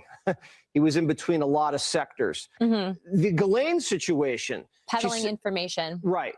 Ghislaine, I mean, I don't know if she was intelligence. She might have been tied up in the whole thing. She was a co-conspirator. She's in prison. But the times that she was at Chelsea's wedding, I mean, the rumors. I mean, you know, let's throw a little bit of conspiracy in. Why? Because it's fun. So anybody seen that picture of Ghislaine Maxwell, you know, during her, what was it? Her second time in court, where she was just saying, you know, I plead the fifth, right? You know, everybody started bringing up her face. Like, hold on. I mean, is that the actual Ghislaine Maxwell? Like, something's going on here. She looks different. So now all of a sudden we're trying to say that not only did Epstein might not have died, he might actually be alive, but Ghislaine might have been let free and actually out and about living her best life because of, well, I guess the prison pictures was looking a little funny, like right here, right? So this is a regular picture of Ghislaine, and then this is Ghislaine when she was in front of the court. So, and you know what? I blame age. I'm a reasonable guy. I just blame age. But a lot of people are going off saying that, oh, that's not Ghislaine in jail. They let her go. The cover-up continues. I know, right? Crazy. But let's get back to it. Were obvious. I mean, she was involved in Epstein's lifestyle, and we know now that she participated in procuring the women. Hillary didn't. She didn't get that? Look, I am a candidate. I've been a candidate for office. I'm an elected official. And when you have top tier donors, of which the Epstein Maxwell entire apparatus was, you know the names of your donors and individuals. And I do find it hard to believe that she didn't know of the relationship between the two. Obviously, you had said that there is White House log. Yeah, I mean, there you go. Invited her to a wedding, a couple events outside of that. Yeah, she knew who Ghislaine was. You invited her to the wedding. She was on the list as a friend of who? I do not know. So I'll give them that. That Epstein attended. Let's say they were a friend of somebody who was close to the family and the Clintons. White House many times. There was also 2 reports of Ghislaine Maxwell kind of in and out of the same circles. And so, you know, I think the question is whether or not they were being targeted, but also too, remember, you know, when you hear the Clintons specifically say, oh, well, Bill Clinton cut all ties with Jeffrey Epstein before the actual charges were brought forward. Well, remember, President Trump has said the same thing. And yet the way that the DNC, the way that the Democrats are trying to use this is to smear the the president. And I actually brought this up in the press gaggle today, in that we've asked the victim specifically on whether or not President Trump had hurt them. And he was exonerated. He released the files, and they don't want to report that. What they want to try to do is take this and have us say on record whether or not we will subpoena the president to come testify, in which I respond, the president is not considered a person of interest in this investigation. He's been nothing but cooperative, at least with us and members of the task force. And I think that his record will reflect that he has released all files. It was also interesting to note that we inquired on how. I mean, here's the damn shame. Like, if Trump would have just released that BS binder that Pam Bondi released at the beginning, then he'd have still done more on releasing the Epstein files than any other president. I mean, Clinton, Bush, I mean, Obama, I mean, Biden. He'd have done more than all of them, because all of them swept this under the rug. And I'm be real with you, like, Epstein been moving like this for a while now. So let's not sit here and pretend like the most hasn't been exposed under Trump. Like, let's keep it real. Now, I do understand that there was some arm training that had to be done, but the fact is that more was done about the Epstein list under Trump than any other president that Epstein was operating under. How many files did President Biden release? The answer is 0. You're right. Well, keep up the heat. Everyone's looking forward to seeing what Bill has to say tomorrow. Thank you, Anna Paulina Luna. Hey, Sean Hannity here. But all right, though, let's go ahead and get to the next one, because, man, Jesse Waters completely goes in on her at this point, and Bill. She testified behind closed. Fox News alert, the Epstein scandal's rocking Chappaqua. Today, Hillary went under oath and was grilled about the Clintons' relationship with the dead pedophile. She testified behind closed doors, but the deposition was being recorded. At any minute, we could get the tapes. When it wrapped. Oh, guys, let's make sure to support the show so we can get to the goal and keep the stream going longer. Hillary came out and said this. I don't know how many times I had to say I did not know Jeffrey Epstein. I never went to his island. I never went to his homes. I never went to his offices. So it's on the record numerous times. An hour into her testimony, it went off the rails. A photo of Hillary was leaked from inside. All hell broke loose, and Crooked's team stormed out. The hearing just went off the record for a moment because it seems, as some of you may have seen, that there were some photographs shared on social media, which is against chamber rules that were read at the top of the meeting. So the hearing has been paused briefly while they figure out where the photo came from. Congresswoman Lauren Boebert texted the pic to the press, and Hillary complained it was against the rules. I don't think she liked how she looked. We had a bit of a challenge in the beginning. Yeah, she got mad that Benny Johnson took a picture of her during the deposition, or during her testifying, because, yeah, he was there in attendance. I mean, shout out Benny Johnson. You can always see him out on the watch. Well, I'm be real with you. He's probably like, bro, he's probably the influencer that visits the White House the most. Because we had agreed upon rules based on the fact it was going to be a closed hearing at their demand. And one of the members violated that rule, which was very upsetting because it suggested that they might violate other of our agreements. Hillary made a fuss to chew up clock because she didn't want to be there. She testified that she never met Epstein, even though he'd been to the White House 16 times. It was supposed to be a co-presidency, remember? A 2-for-1 deal. Hillary moved their office into the West Wing, but Hillary doesn't remember. The number of times that she said, "I don't know, you'll have to ask my husband," was more than a dozen, and I'll put it like that. Maybe they didn't meet, maybe they did, but Bill does a lot of things when Hillary's not looking.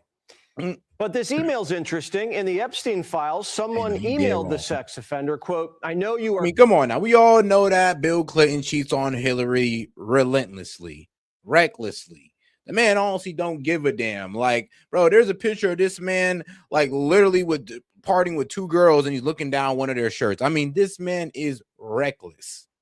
Close with Hillary, but if she gets the nomination and you vote for her, I'll effing kill you. Oh. Did Hillary meet Epstein? Maybe, maybe for her. Hold on, what? I know you are close with Hillary, but if she gets the nomination and you vote for her, I'll effing kill you. Oh. Did Hillary meet Epstein? Maybe, maybe not. But we do know this. I knew Ghislaine Maxwell casually as an acquaintance, but whatever they asked me, I did my very best to respond. Epstein's accomplice, Ghislaine, went to Chelsea Clinton's wedding. When she was asked about this, she ran like the wind. Can I ask, why was Ghislaine Maxwell invited to Chelsea Clinton's wedding in 2010? She'd already been mentioned in a civil lawsuit by Virginia Giuffre before that. Jeffrey Epstein already.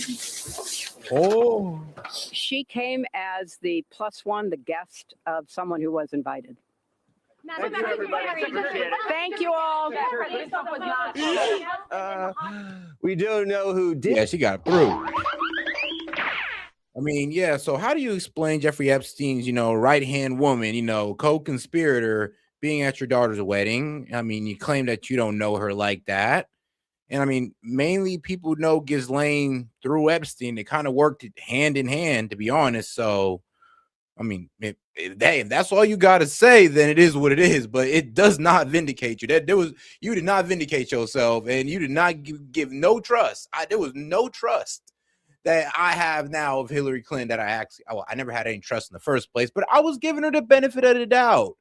Due to that answer, I'm just like, I mean, come on, you don't want to explain who the +1 is? Like, who's the +1? Like, this is your chance. Did spend a lot of time with Epstein, Bill Clinton. There's dozens of photos in the files. Here's Bubba and a girl in a hot tub. Hillary says her hubby was just saving lives. It wasn't a hot tub on a plane. It was one of the stops they made to look at philanthropic and charitable work that my husband has done, saving literally millions of lives around the world. It turned out that was done long before there was any public awareness and certainly any conviction of any crime by Jeffrey Epstein. So it was a short period of time that was in pursuit of charitable philanthropic work. Charitable work. Really? That's a new name for it. I mean, here's Bill doing more charity. I mean, damn, you couldn't have tried a little better with that one. Charitable work. I mean, bro's in a hot tub with women and Ghislaine Maxwell. I mean, Hillary, this does not look good. We all know how much Bill loves to give back. The former president will have his chance to set the record straight tomorrow when he goes under oath, but we all know how he got the name Slick Willie. Damn. Is that correct? Yeah, it depends upon what the meaning of the word is. Yes. Hillary says she's not worried. Bill would never do something inappropriate. Are you 100% confident that there isn't anything that the former president knows about Epstein's crimes? I am, and I think the chronology of the connection that he had with Epstein ended several years before anything about Epstein's criminal activities came to light. If anybody thinks this is some partisan witch hunt, or as the Clintons call it, a vast right-wing conspiracy, you're wrong. I think one thing that surprised the Clintons, they assumed the Democrats on the committee would vote in a partisan manner and not vote to hold the Clintons in contempt. And what they learned was a majority of the Democrats on the committee either voted to hold the Clintons in contempt or voted present. The Epstein fallout has Clinton and Obama operatives dropping like flies. Yesterday, Larry Summers had to resign from his position at Harvard. And now it's come out that not only did the Ivy League take $9 million from the perv, they gave him his own office. Shout out, because Larry Summers had no real excuse to why he hired this guy Epstein. Like, the man had no skill, like, at all, but you hired him and you gave him such a high position, put him on the board, gave him all this influence, and he doesn't have any of the qualifications. Like, what's going on here? No real excuse. None at all.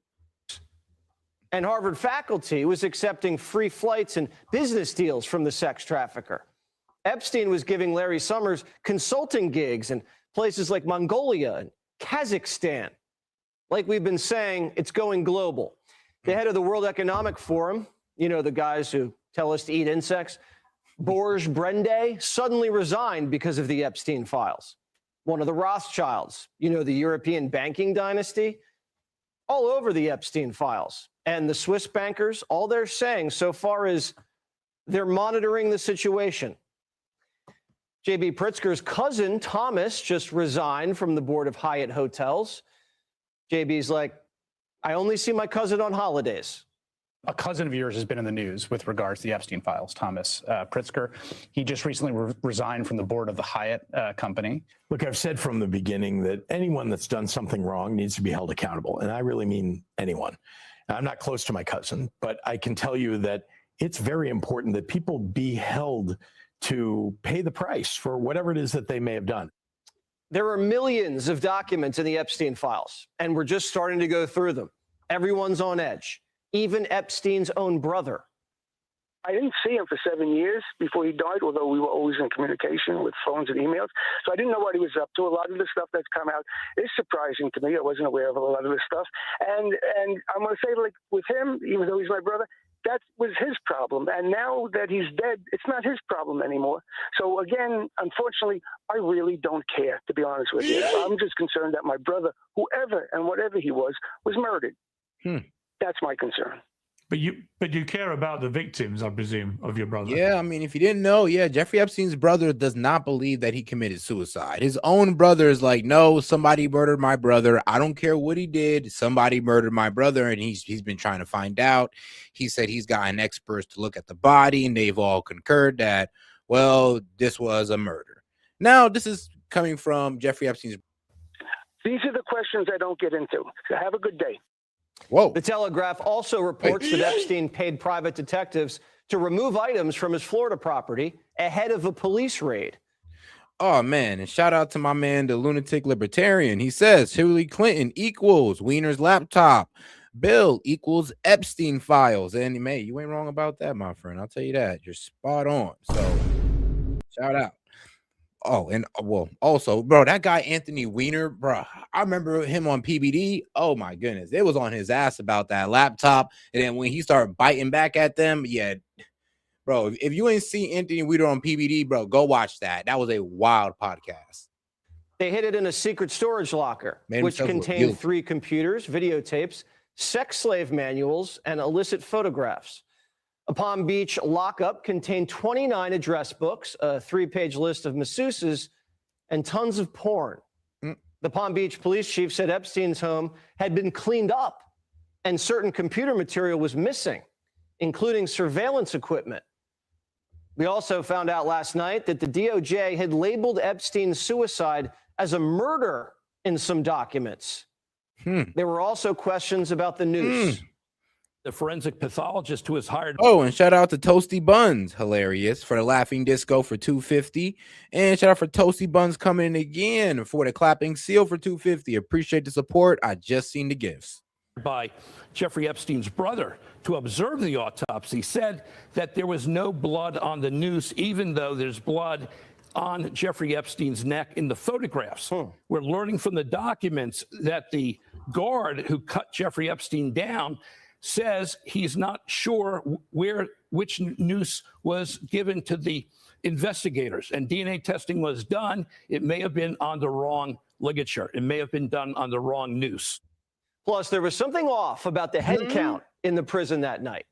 A new video shows a strange orange figure flashing. I mean, just more and more holes is just getting poked in the story that they told us that, oh, he hung himself. Oh, he killed himself. Just more and more holes being poked in it. By the corner of a surveillance camera the night before Epstein died.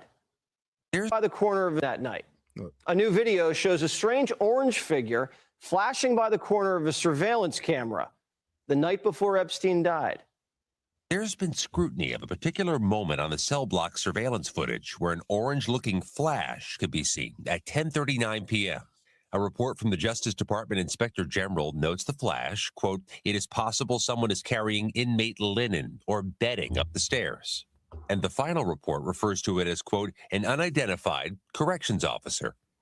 But now, newly released Justice Department documents reveal an initial FBI review of surveillance video on the cell block says the flash could possibly be an inmate. And independent video analysts consulted by CBS News say the movement was more consistent with an inmate. This is really getting mysterious. And I'm sure Bill Clinton will clear everything up tomorrow. Click here to subscribe to the Fox News YouTube page. And I hope he does. I really do, because he's supposed to, testify today. But all right, guys, we're going to go ahead and take a quick break, and with a word from our partners, Kalshi. Yo, this is Set with Set Media, man. I'm here to talk to you about our partner, Kalshi. Kalshi is the largest legal prediction market in the United States with over 1 million users. It's available in all 50 states. They are a real money market. People trading on what they think will happen. You can build a position and trade in and out of almost any prediction you think. Kalshi facilitates trade between people, kind of like the stock market. There's no limiting your trades just because you're winning. Kalshi will pay you interest on your position. So if you make a long-term trade, you can earn a return even before the market is resolved. If you want to try out Kalshi, go ahead and give them a try, guys, at my link, kalshi.com/setmedia. Get $20 when you trade 20, so it's 20 for 20, guys. Once again, that's kalshi.com/setmedia. Go ahead and use my code SETMedia to get $20 when you trade 20. Let's go ahead and take a look here at Kalshi, because like I said, it is a trading market where you can put in your prediction and you can go ahead and earn interest on that. You can make money off the knowledge that you know, and if you put $20 in, you get $20 back. So all right, guys, make sure to go check out my guy Kalshi, because you can get in on good trades like who will Trump nominate as Fed chair?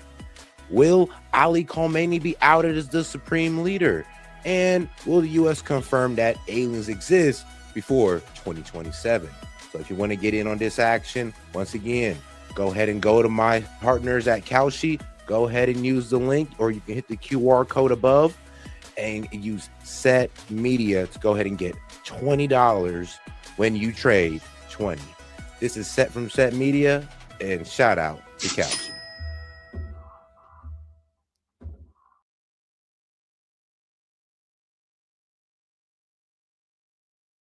Alrighty, shout out to our guys over there at Kalshi. Let's go ahead and get right back into it with our guy John Fetterman, the only reasonable Democrat, well, maybe like one of 3 reasonable Democrats at the State of Union. And he got a lot of heat for shaking Donald Trump's hand while all the Democrats were, in protest. Let's get right into it. Mr. Fetterman, thank you so much for being here. Good to be back. Why did you think it was important to shake President Trump's hand? Well, of course, that's the president. You don't have to agree with everything. You can be in a different party. I think it's just basic respect and courtesy, whether it's for the office or whether it's just kind of, I can't think we can get to the place where, the State of the Union can't turn into like the Springer show. Do you think your colleagues, Ilhan Omar, Rashida Tlaib, conducted themselves the right way by that metric? I'm saying I just disagree with that. It's not my, I'm not going to criticize it, but I'm going to say that's just not something I choose. And I think I walked around and I realized that half my colleagues were gone. And now if they want to boycott it, that's their choice. But I think overall, I don't see that coming back to, I remember back in 2009 when, I forget his name, Joe Wilson, yelled. That was really provocative and shocking to people. And that had bipartisan, they condemned that. And now here it's just part of the now, where it's just kind of like, here it is. So I think something's lost when, if that becomes like the new normal. Do you think President Trump is responsible for that new normal? I think we're... Heck no. I think that, bro, the radicalization of Donald Trump, the fact that you guys think that Donald Trump can't do anything good, he's Satan's spawn, is like, no. The radicalization of Donald Trump in the Democrats' eyes would change politics forever. Like, there's never been, like, bro, there's never been a president so loved and hated at the same time. Like, MAGA loves him, but the Dems absolutely hate this man's soul. They literally wish death upon him. It's kind of crazy. We're all part of it too. And I do think we have to find a way, if we can be in the same room, we can disagree on these things. You don't have to sign off on everything. You don't have to agree with everything. And now, if I hear something that I Monty, I just seen your text. I got you. Agree with, or I like that, hey, I'm going to stand up and clap for those things. And I think, and if someone's angry that I shook the president's hand as he walked in, that's I think that's on them. And I think some of the people that were angry that I did that, they didn't really have a problem when Mandami visited with the White House too. So, like, if we refuse to talk to the other side, I mean, that's the only one that really loses. That's America. Some people were surprised you wore a suit and tie. I'm not sure why that's news. Yes, I do. I do dress like a slob.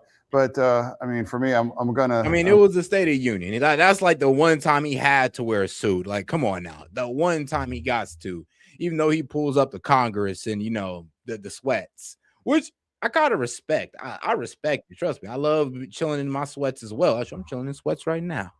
But all right, guys, let's not forget to double tap that screen, like the video. If you've got any questions, comments, jokes, or disagreements, $2 and up, I'll be happy to read it out loud and engage with it, and it'll help us towards opening up that call-in line. I'm gonna respect the event. Respect that's the dress code, of course. So so for me, it was an opportunity to hear these things, and I think there was enough there that I could say, hey, I want to acknowledge that I think that's a good thing. You obviously have spoken with President Trump. You met with him in the past. What was the last time you spoke to him privately? No, I mean, it's just one of the things that was perhaps might make unique amongst the Democrats. I supported the Iranian strike last year, and I think every single senator in this agrees that we can never allow Iran to acquire a nuclear weapon. And if we all agree with that, I think harsh language won't be the solution. And now we've all discovered that a treaty or those kind of negotiations were unsuccessful. So the one thing that really did matter, and I think was I think where a lot of confusion comes in is the fact that we told the American people that we obliterated that we obliterated their nuclear capability, or well, not nuclear capability, but we obliterated Mount Fordo. We sent them back like a couple months to a couple years. And then I'll be real with you, maybe like 6 months later, we're talking about the same nuclear capabilities that we apparently obliterated, according to Trump and Pete Hegseth. That's where everybody's kind of looking at, the administration with the side eye right now. Like, we were told that it was obliterated, and now all of a sudden it's the main concern all over again. Impactful was those kinetic kinds of strikes. And now here we are, might be again, where now they have another issue in that those missiles that they have, and now China is selling those hypersonic missiles there. That's outrageous. That's effectively the Chinese are selling that technology that would be aimed right at American ships, and I'll call and hold them accountable for that. So would you urge President Trump to strike? No, and that is true, though. I mean, Iran has definitely went on a shopping spree with China. They picked up new missiles, radars.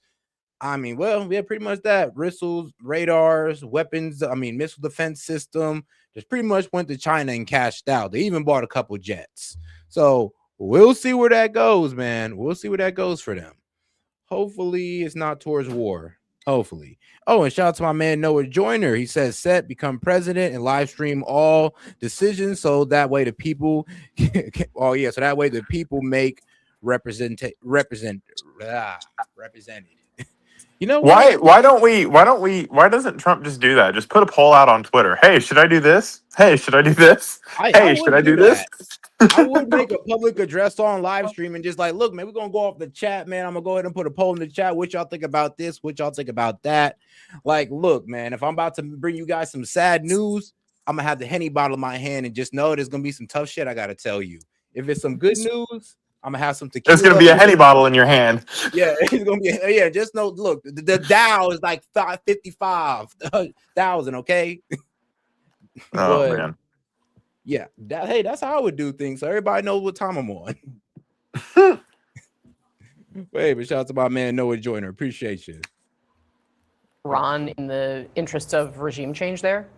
Well, I do think if you can, I mean, Iran absolutely wants to acquire a nuclear bomb, and Iran has done, they built up Hamas and Hezbollah and Houthis. So clearly, and now Iran executed tens of thousands of their young people, and now the brutality for that. So, you know, Iran and that regime, the war is never about the Iranian people. Actually, their war was also against Iranian people. But for me, it's about the regime.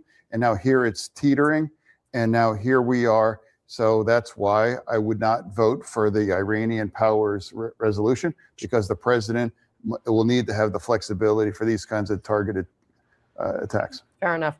Let's turn to the midterm elections for a second. This message the president delivered, obviously very much aimed at that.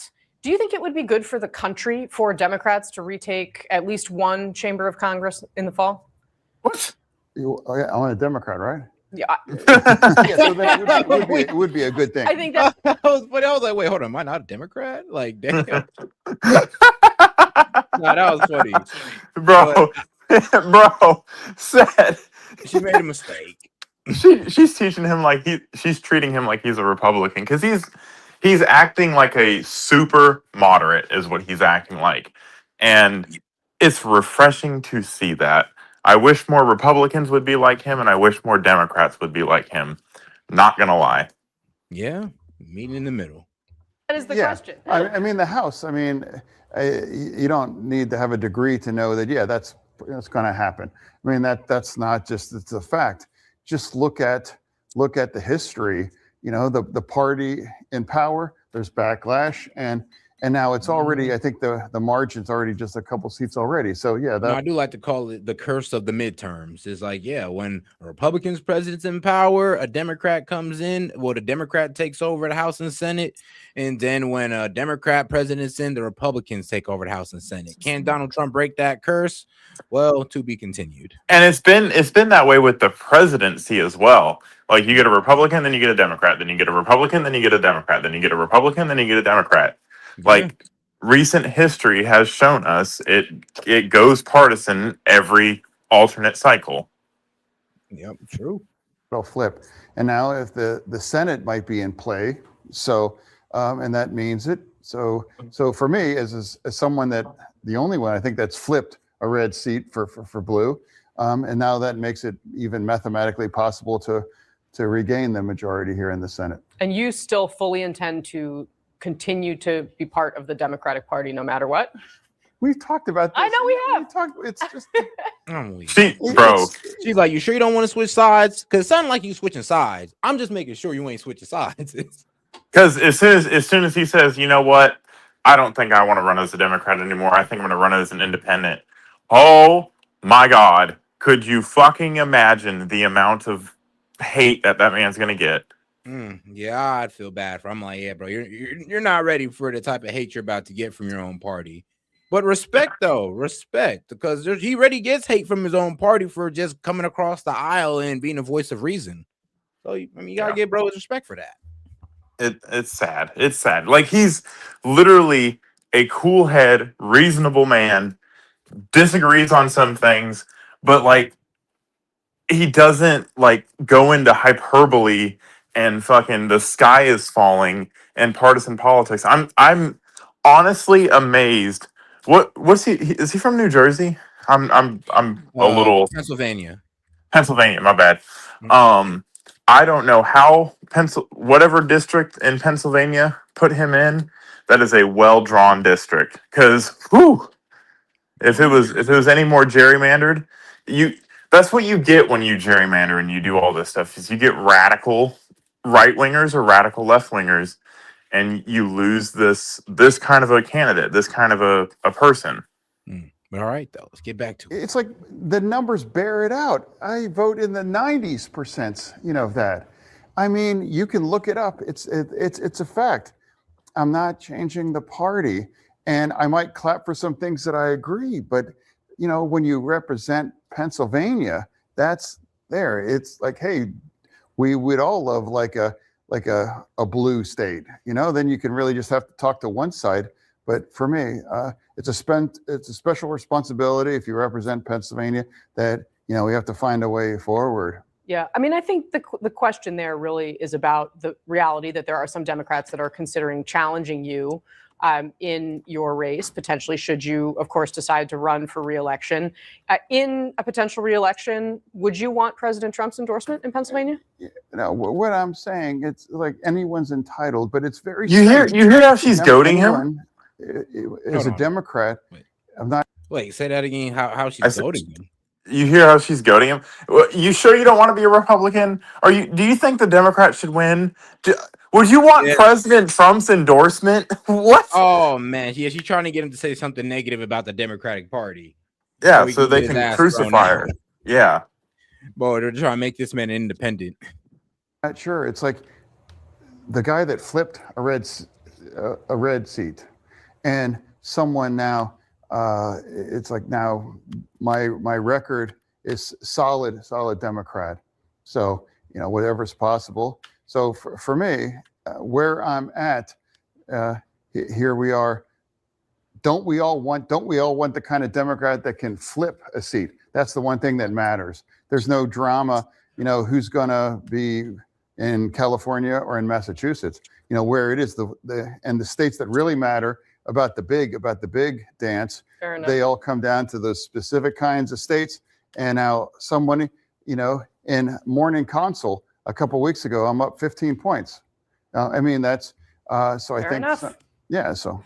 Fair enough. And of course, that big, in 2028 could come all the way down. I mean, what you mean? Being a moderate is winning him his district. He's staying in his position. He's good. He's up 15 points. The other guy don't got a chance. Shout out Fetterman.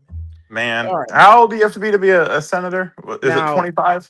I think so. So, I mean, Monty, you can go ahead and knock that one out. Shoot, I'll run for my district. Well, yeah, I'll run for my district. F it. Well, not well. Yeah, I'll run for my state senator. We're talking about senator. Sorry, I'll take about congressman. Well, you got to be a representative first, and then you can be a senator. Yeah, that's kind of the promotion. Is you go from representative to senator to a cabinet position to secretary of state and then president.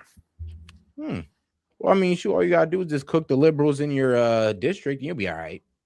Oh man, I live in Washington, man. I mean, I live in Pierce County. It's a relatively Republican county, but it's gerrymandered so that all of King County is in it. So yeah.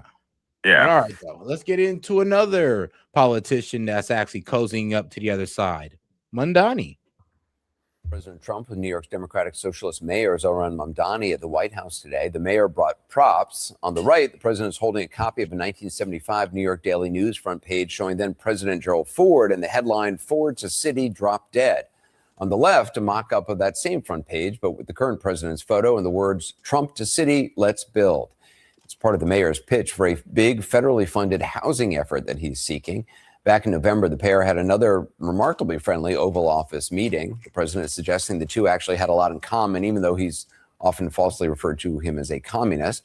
On Tuesday night, the president tossed out that. I mean, Mamdani better come over and bend that knee because he's in a $12 billion deficit. He got to figure that out. So now he has to come to the president and be like, hey, yo, to get can I have some money? Yeah, can you please, man, give me some money, bro? Because look, I know I promised affordability and I was gonna give all this free stuff, but I just found out that we can't afford it. Bro, we told you. Mamdani's the guy. Hey, can I borrow $5 till next week? Next week. Right, can I borrow $5 more till next week? Like I feel bad, but I mean, hey, that's what y'all voted for. That word again when he mentioned Mamdani during his State of the Union speech. And even the new communist mayor of New York City, I think he's a nice guy, actually. I think he's a nice guy. Bad policy, but nice guy. This is the strangest pairing. David, we've all seen the Dear Leader cabinet meetings where people go around the table and basically, praise the president. He usually sits there stone-faced. He even possibly fell asleep during, while Marco Rubio was speaking. Now you see this smile on his face every time he talks about Mamdani. Is there any other politician who has figured out President Trump's love language? Not that I've seen, not just a politician, even from his own party here, Anderson, but politicians around the world are trying to figure out how to manage Donald Trump and navigate that relationship, which can be really tricky at times. And here is the 34-year-old Democratic Socialist mayor who is new to this national political scene, who seems to have figured something out here. I mean, they're just like two boys from Queens, that are able to bond. And of course, today, coming with the props, as you noted, definitely understanding the flattery thing that works with Donald Trump, but also just seemingly to know how to balance the relationship that works for both of them. It's almost like if you're not an asshole, people listen to you. I mean, yeah, but let's be real though. Mamdani, he knows how to communicate. So I'm glad that he's actually a good communicator because he gets well along with Trump. He pretty much knows how to go in there and, well, I guess sweet talk Trump. Just like he sweet talked the people of New York to vote for him. I mean, he can sweet talk some funds out of Trump. All you gotta do is just call him sire and my overlord and dictator. You're gonna get it right out of him, guys. Of course, I'm joking, by the way, but let's be honest. Mamdani definitely needed to kiss up to Trump because he needed that money because New York City is in a budget deficit. So good luck to him dealing with that. I say when I saw that, Gerald Ford, that classic headline, New York Ford to city to drop dead, it is kind of brilliant to bring this other newspaper with a positive thing that would praise the president for building the city that, he's spent most of his life in. It's absolutely brilliant, Anderson. What I love about this, there's a certain happy warrior reality about the way Mamdani does things. I mean, there's this beautiful audacity to go there with these mocked up headlines, no sense that that's going to seem hokey or anything, because it's exactly the language that Trump speaks, to have props and to suggest something grand that Trump will be the author of. It's just a great move. And what's fascinating about these two guys is, of course, their similarities. They both ran as populists. They both kind of don't have anything to lose when they take some of these risks. No one's going to doubt Mamdani's ideological differences with Trump or vice versa. But what I think we're seeing here is Mamdani is just playing this situation like a fiddle. He understands what gets to Trump. Shout out to Toe. She says, funny how everyone said Trump was kissing Scamdani's ass during their last meeting. They all said he had Trump eating out of his hands, and now look. I know, right? I think it's the other way around, guys. Mamdani did all that talking, all the shit talking in the world, just to walk back into the White House and be like, Trump, man, can I please get some money for this housing project? Because I made some promises that I can't fulfill on New York's budget. Why? Because, well, I mean, what budget you have when you're in the negative? I mean, so here's the thing. He was radical and loud so that he could get the radical loud folks to vote for him. Mm-hmm. And now it's just, I'm going to be moderate. I'm going to be moderate. I'm going to be moderate. I'm not going to actually do anything. I just want power. I'll do things here and there and I'll make a big spectacle out of it. Oh, we're going to hire the community to shovel the snow. Oh, we're going to give people affordable housing and we're going to have a town hall so people can vent. I mean, oh my gosh. Bro went from being, like I say, like a tiger to a chameleon. It's like we thought he was going to be a head starter, but no, it's almost like all the silver-tongued politicians don't actually do anything. It's almost like they gain power so that they can gain notoriety so that they can gain more power. That's all it is. Agreed. And he's doing it with an audacity that actually is what Trump respects. Brett, how do you see it? I mean, it is, I don't know if, the mayor's going to get anything out of this, but do you think he will? How do you see what Trump is doing here? Well, the other thing Mamdani and Trump have in common is they both conquered their political party over the objections of party leaders. And I think Trump probably respects that. But concrete and scaffolding are certainly Donald Trump's love language. And Mamdani has decided to do that instead of talking about seizing the means of production, which he previously has talked about, which is the source of his communist jibe. Yeah, seizing the means of production would probably not be a good conversation starter. Yeah. David, is there a political risk, you think, for Mamdani here?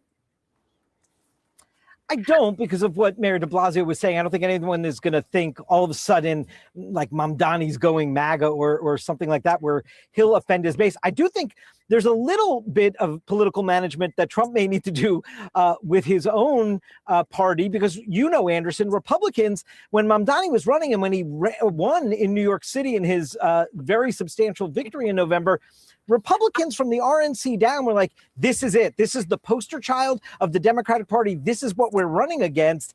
And yet it's hard to do that when the person who is in charge of your party is constantly praising him as a good guy, putting his arm around him, bringing him into the Oval Office. That is a little bit of complicated messaging, I think, for Republicans.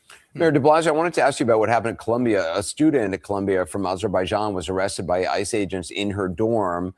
It was alleged the agents gained entry under false pretenses. DHS, I should point out, denies that. The student posted this on social media while in custody, which reads, "DHS illegally arrested me. Please help." This afternoon, Mayor Mamdani posted this, which says that he brought up his concerns about the student with the president, that he, quote, has just informed me that she will be released imminently. And apparently she has now been released. I'm wondering what your reaction to how this all played out. A couple of quick things. First of all, what an extraordinary day for Mamdani that he starts the day talking about his theme, affordability, a plan, what's so crazy? If Mamdani, some of you Dems need to follow Mamdani. I mean, if you actually go to the president and talk to him, you can actually work something out for the undocumented people in your community, instead of calling this man a fascist, Racist, and Hitler, and a racist, which only makes the things worse, and ICE is only doubling down. I mean, why not try, the nice approach and be like, yo, man, I got some groups right here. You think you could work out an exception for them? Like, actually work things out with Trump? Because to be quite honest, it seems like vinegar. he's a pretty reasonable guy. Seems to be pretty Honey reasonable. and vinegar. That's all I got to say is honey and vinegar. I mean, like 30,000 or more New Yorkers get affordable housing. And then later in the day, he helps free a student who's inappropriately arrested by ICE. Another key Mamdani theme, taking on ICE and standing up for immigrants. Very, very powerful. I think what's interesting here is, did the president play a role? I wouldn't be surprised at all, because I think the president understands he has painted himself in a corner.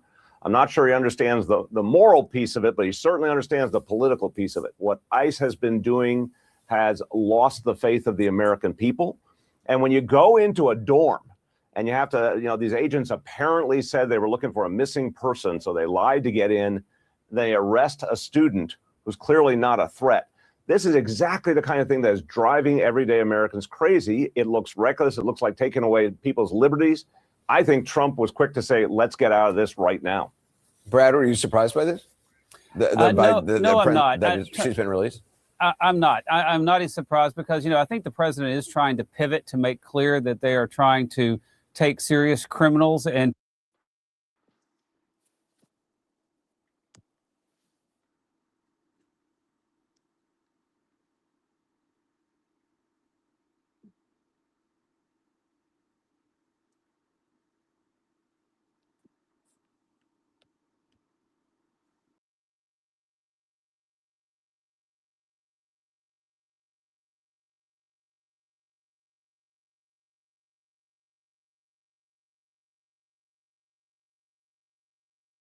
Oh, my bad. Yo, did I accidentally? Whoops, my bad. Shout out to what super chatting saying Mamdani knows he could stroke Trump's ego to get federal funding for affordable housing.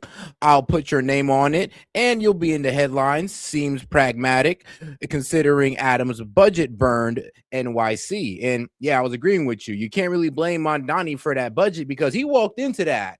Adam is kind of the one, actually is the one who created the problem. Mamdani just walked into it, and now he got to raise property tax and all this wild stuff, and he can't afford to allocate any tax dollars towards, affordable housing. Well, maybe he could. There's some useless groups he could cut out, but I don't think he's willing to do that for certain communities. But shout out to my man, Chad. people who are felons because they've crossed the border twice and not be as focused on collaterals. I hope that's what they're doing. I think it would be a smart move, and I think it would help rebuild the advantage Republicans rightly should have on immigration. David, how about you? Yeah, no, I think what Brad is saying makes sense. He has definitely talked about a pivot. We've seen some change, and yet he doesn't want to completely lose. And you saw this in the State of the Union address, Anderson. All that immigration rhetoric that does enthuse his base, that is part of his political identity. So keeping it focused on getting rid of the worst, which is actually what he initially campaigned on, and then it sort of got away from him in execution. Getting back to that may actually get him back to having. No, here's the thing. It was always about going after all undocumented immigrants. The problem is we just wanted the priority to be the criminals.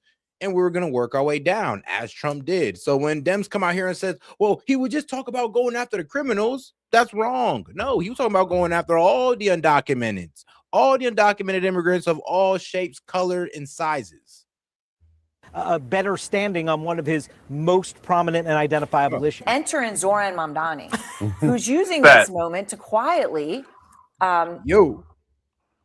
Worst first means that there's a list and there's an order to things. Like that literally that implies worst first, which means not so worst second, not so worst third. Your Oswela that came across the border fourth. Well, damn. Strategically, he must believe this makes sense clearly to get close to Trump. Okay, he went. He had another meeting. He brought props to make his case on housing, according to sources. Trump is smiling and he's holding up the front page of the Daily News in 1975 with Gerald Ford's face and the headline "Ford to City Drop Dead." And Mamdani's got a mock-up "Trump to City, Let's Build" that he made. It's important. No, I mean, he knows actually making me laugh, though. I ain't gonna lie. He's playing into it. Yeah, Chad said, I'll put your name on it. Trump affordable housing, or I don't know, Trump apartment. Well, Trump already had apartments, but yes, Trump affordable housing. Why not? Trump Section 8 plan, Trump NYC Section 8 plan. There you go. You know what? I got a better idea. How about this? How about you just get rid of slumlords? Like I said, you violate laws, and you're forced to sell your properties. I mean, shoot, I wonder what the chat thinks about that one. Chat, let me know what y'all think. Put a poll up. If you, poll it. Like actually poll it. If you are a slumlord, or if you're a landlord, let's not call them slumlords because they're not slumlords until they're slumlords. But if you're a landlord and you break basic laws to do with housing and safety and just being a landlord, should you be forced, like let's say it's 3 or 4 times in a single year with a single tenant, should you be forced to sell that property? Not to the government, not to the state, not to the government, but you should be able to sell. You should be forced to sell it on the open market. Okay, gotcha. They made that to bring it to Trump. I mean, you mean he actually glued it? No, I mean, Trump didn't make this. Okay. I'm like, wait, is this okay? For Trump, right? I think that it's just important to let people know that. Right. Carry on. Right. So Jamal, he wanted to. He. This is the language that Trump speaks. I mean, he should have done the New York Post, not the Daily News, but okay. But he's speaking the language. Yeah, you scratch the puppy's belly when you show up. And he figured out how to pick the lock in the Donald Trump White House, which is you're nice to Trump. You ask for what you want. Trump likes star power. I mean, yeah, take notes, Dems. That's all you got to do. Go ahead. Again, this is not a law. You can absolutely force somebody to sell their property. It's not a question of what legal framework you want to pigeonhole yourself into. We're thinking pragmatically.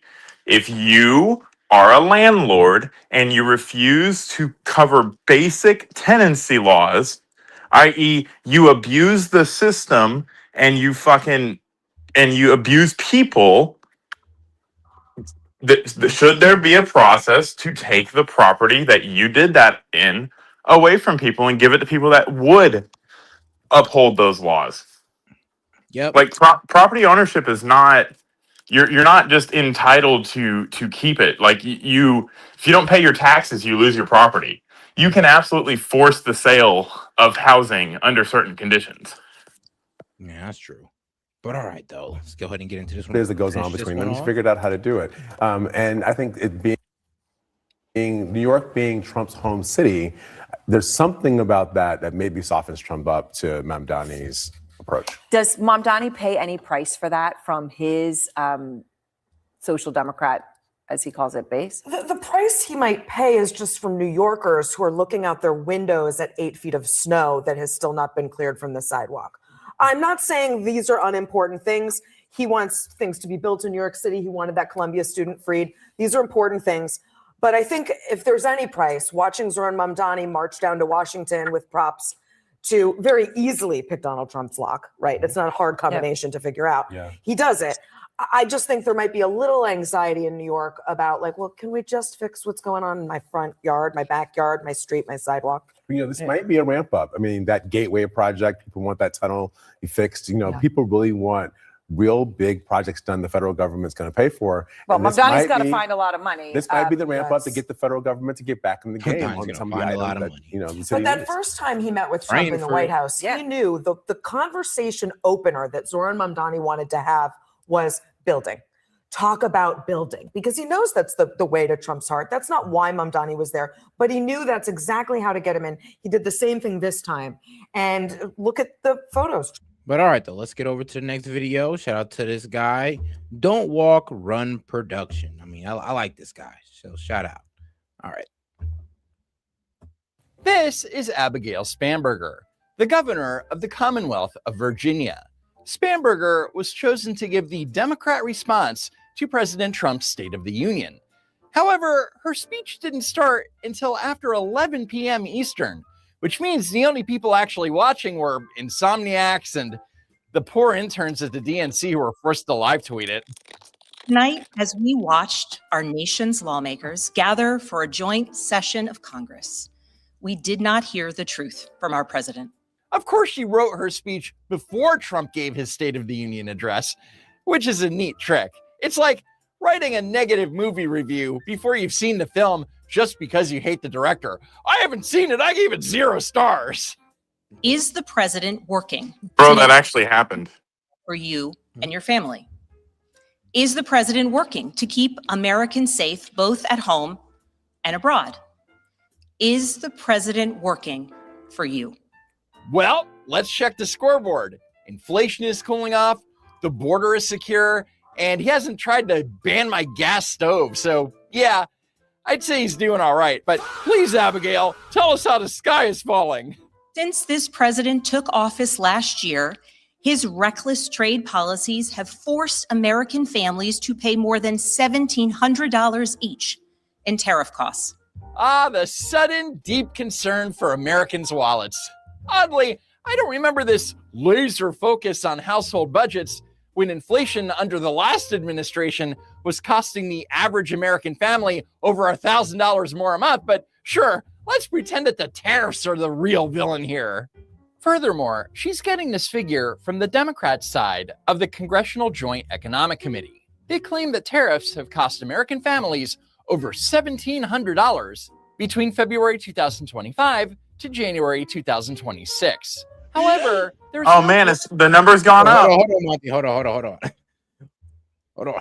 Families it was $1,000 yesterday. Between February 2025 to January 2026. However, there's no breakdown on which products or categories cost more because of the tariffs. But I'm sure that you could trust the Democrat. I mean, they did it again. They never really, bro. They always give these vague studies. Like, what was it? The Kale Institute one that was like, 96% of tariffs are paid by U.S. businesses and U.S. consumers. And it's just like, bro, it's in the definition. Yes, it is an import tax. We've been knew that, duh. But what you don't tell us is who's paying it more of it. Is it the American firms or is it the American customer? It doesn't tell you that. Just No, like you this. need to It doesn't even really rephrase tell how you. you're Yeah. set. Huh? You need to rephrase how you're saying that because fucking simpletons cannot understand. All right, you got to break it down at least 35 IQ points. Okay. And trust me, it's a hard thing to wrap your head around. I'm not making fun of people, but you are a little bit more better versed in it than most people. So when he says the country pays the tax, what he means, again, this is what Trump means, this is what Republicans mean, and this is what S.E.T is trying to explain. When someone says, hey, there's a 15% duty on X, Y, and Z, if you want this thing for this price, say it was $1 yesterday, I'm importing it for $1. There's now a 15% tax on it to come in. If I still want it for $1 and I'm the American consumer, or sorry, the American importer, I'm going to say, hey, I need to stay competitive with all of these other people. Either you give it to me for this or I'm going to these people. So now the price is 85 cents. So who took the 15-cent hit? It's not the American consumer. It's not even the importer. The importer paid the 15% tariff or the 10% tariff when it got shored in America. Yes, but the effective cost, roughly, I'm using whole numbers here to make it simple. Sometimes it's a little bit less, sometimes it's a little bit more, but the effective cost is still $1. So prices have not gone up. That's why you don't see the CPI going up. The next alternative is that the American businessman who has 30% profit margins dips into those profit margins, by 5%. When you buy something for $1 and you sell it for 10 and your overhead costs are $6, you make $3 on the $7 that you make. You can stand to pay 15 cents more and still only make $2.85. Exactly. And perfectly said, Monty. Perfectly said. Hey, man, at least somebody listens to me in my little lectures on economics. They would never lie to you for political gain. Rural health clinics in Virginia and across the country are already closing their doors thanks to the so-called One Big Beautiful Bill, championed by the president and Republicans in Congress. However, rural health clinics have been struggling and consolidating for over a decade. So they're not already closing because Trump. Blaming a bill that was just passed for a systemic healthcare issue that's been happening since the Obama years is certainly a choice. Democrats across the country are laser focused on affordability in our nation's capital and in state capitals and communities across America. And she said this as she rose taxes and added a gas tax as well. And some districts in Virginia has also rose property tax. So they talk about affordability while raising taxes on businesses and the everyday consumer, and then want to talk about affordability. And trust me, if your logic is that tariffs can get passed down to the consumer, well, guess what? And any tax on the business can pass down to the consumer. And y'all should keep that logic. And we should all go against the Dems in taxing businesses, because why? According to y'all logic, if y'all being consistent, it gets passed down to consumer. And I'll rock with you guys on that one. Where was that laser focus from 2021 to 2024? All right, they were too busy redefining the word recession and telling us that inflation was transitory. Our president has sent poorly trained federal agents into our cities, where they have arrested and detained American citizens and people who aspire to be Americans. Oh, God. People who aspire to be Americans. Yes. Aspiring Americans. That is now the new term for undocumented immigrants, bro. They're inspiring Americans. They're not Americans yet. They're inspiring to be one, though. Aspiring, not inspiring. Inspiring means, yeah. My bad. Aspiring, yes. Aspiring. So, but come on, bro. I mean, it's you inspiring, too. They're inspired by the American people to be a citizen. F it. I don't understand. Like, if they're aspiring Americans, like she wants to so eloquently and fucking bullshit her CIA talk into it, why haven't they become citizens yet? I mean, why haven't y'all made them citizens under Biden? You have 4 years to do so, but instead you brought them in under shady terms, like the temporary protective service, when you could have provided some type of amnesty program, but y'all didn't.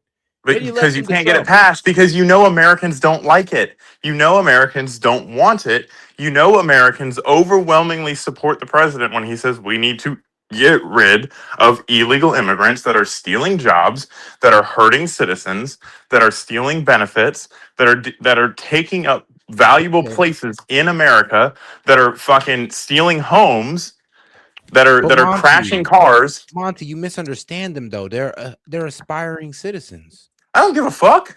And I'm an aspiring millionaire. So does that mean I should just get $1 million? Hey man, I wish it was that like that, but apparently to the Dems it should be like that with citizenship. God. So, hey. That's supposed to be the new Democrat rebrand for illegal aliens. They have ripped nursing mothers away from their babies. I'm sorry, what? They have sent children, a little boy in a blue bunny hat, children to far off detention centers. No, not the little boy in the blue bunny hat whose father abandoned him in the street to escape from being arrested by ICE. Look, that little boy was only... And then they gave the little boy back to the father after the father, dipped out because of his status. And then when they tried to give it to the mother didn't want to come to the, to the door because they thought ICE was using her son as a trap. Which, I'm gonna be real with you. I mean, I guess that's reasonable, but you can't sit there and complain that your kid is taken into child protective services because you refuse to take your kid. I mean, you can't get mad about that. Detained after the father told officers that he wanted him to stay with him instead of handing him off to his mother for some reason. So whose fault is that, Abigail? But as the president spoke of his perceived successes tonight, he continues to cede economic power and technological strength to Russia, bow down to China, bow down to a Russian dictator, and bow down. How the hell he bow down to China, bro? We've been in a trade war with these guys, until today. We've been in a trade war with these guys for a whole year. How are we bowing? She's just talking out of her ass. If you say things crazy, I can hear the Putin argument, but China, come on now. If you say enough bullshit enough times, it's a lie over time. You keep saying it and keep saying it and keep saying it, and then suddenly the useful idiots that fucking consume 30 seconds of media at a time and form opinions based off of that believe it. Oh, and shout out Tove, she says laser focus. Wow, the blatant twisting of facts. I mean, shout out to Abigail Spanberger. Bro, she looks like for war. Iran. Hold on. So Trump's a weak isolationist pushover bowing down to dictators, but he's also an aggressive imperialist warmonger planning to invade Iran. Yeah. He can't be Neville Chamberlain and Genghis Khan at the same time. Pick a lane and stay in it. Like literally, I gotta pick one, bro. He can't be both. He's not going hard enough against Putin, but why is he going into it with Iran? It's like, bro. I feel like, you know what? New rule. From now on, when you're a public official and you're giving a speech, you need to have somebody debating you. Someone needs to be able to copy you or fucking to contradict you when you're talking. This is ridiculous. Good God. This is wild. But hey, man, this is what happens when you get a stage to yourself with no pushback. But shout out Toasty Buns for the power potion for 500 joules. Appreciate the support, my man. Hey, and shout out, because for every 100 joules is $1. So appreciate the support. That's $5. What's the call-in at? We're at 64. Yeah, we're 64. 64 remaining? Yeah. Someone send in $32 on Venmo. Yeah, $32 on Venmo. That opened it up. Oh, yeah, guys, whatever you send on Venmo is doubled towards the call-in. Our president has endangered the long and storied history of the United States of America being a force for good. He tries to divide us. He tries to enrage us, to pit us. Bro, y'all be enraging people about everything that ICE does, everything that Trump does. I'm sorry, but you guys are the ones that go around leaving all these Dems, with emotional damage. Did you see Jet's super chat? Yeah, he says Abigail Spanberger reminds me of the Wicked Witch of the West from The Wizard of Oz, and she's doing white film. Bro, she looks like the Wicked Witch of TDS. Yo, she said she still look the Wicked Witch of the West if she's doing white face. It's crazy, bro. It's Like, the Wicked Witch of TDS. Wicked Witch of TDS and whiteface. Like, god damn, bro. Shout out, Jet. Against one another, neighbor against neighbor. He tries to divide us, says the shining star of the Democrat Party that spent the last several years calling half the country garbage, fascists, and threats to democracy. Pot meet kettle, kettle meet a mirror. Over the last year, through Doge, mass firings, and the appointment of deeply unserious people to our nation's most serious positions. Oh, you mean like Admiral Rachel Levine? Oh, wait, wrong administration. We know better than any nation what is possible when ordinary citizens reject the unacceptable and demand more of their Shout out government. to my man Josh Beatrice sending $2. He ain't had too much to say, just wanted to show some support, and I appreciate that, my friend. Oh, and shout out to all the supporters, guys. Back to it. We see it in the determination of students organizing school walkouts all across the country, whose voices are becoming so powerful that the governor of Texas seeks to silence them. Silence them? By expecting them to go to class? I know that this is a radical concept for modern Democrats, but usually when you send a kid to school, the goal is education, not activism. I mean, they can't even spell what they're supposedly protesting against. But yes, the incredible bravery. Yeah, like the kids in Chicago with failing grades, but the teacher said, yeah, you can go out there and protest, even though you got a D in like English, even though you can barely read, and you've done spelled almost every word on your protest sign wrong. You can go out there and protest. It's all good. High school students finding a politically convenient excuse to skip third grade algebra. Truly the civil rights struggle of our time. We see it in the bravery of Americans in Minnesota standing up for their communities, from peacefully protesting in getting sub-zero shot right back temperatures down. to carpooling children to school so that their immigrant parents are not ripped away from them in the parking lot. Yes, the classic Democrat tactic of conflating immigrants with illegal aliens. And they have the nerve to claim that Trump doesn't tell the truth. As a mother of 3 school-age daughters, I am inspired by their bravery, but I am sickened that it is necessary. What do your daughters have anything to do with this? Are they illegal immigrants? I'm so confused. In November, I won my election by 15 points because voters decided they wanted something different. Yeah, you won by 15 points because you ran against one of the weakest gubernatorial candidates in Virginia history. Not the accomplishment you think it is. We are working to lower costs. We are working to keep our communities and our country. Yeah, and Trump didn't endorse that candidate either. Trump did not endorse her. So that probably didn't help either. Yeah. Winsboro Safe, Sears. and we- She's, for the record, guys, all you identity politics lovers, Winsboro Sears was a black conservative, a black lady, a black female.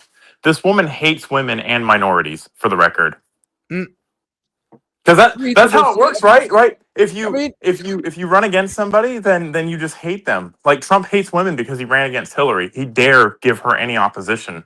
I'm done. I mean, look, man, apparently anytime a female is about to become a president, you just got to grab a Trump and they'll save the day. Bro. Working for you. Sure you are. Just like when you were working to lower costs during 4 years of Bidenomics, right?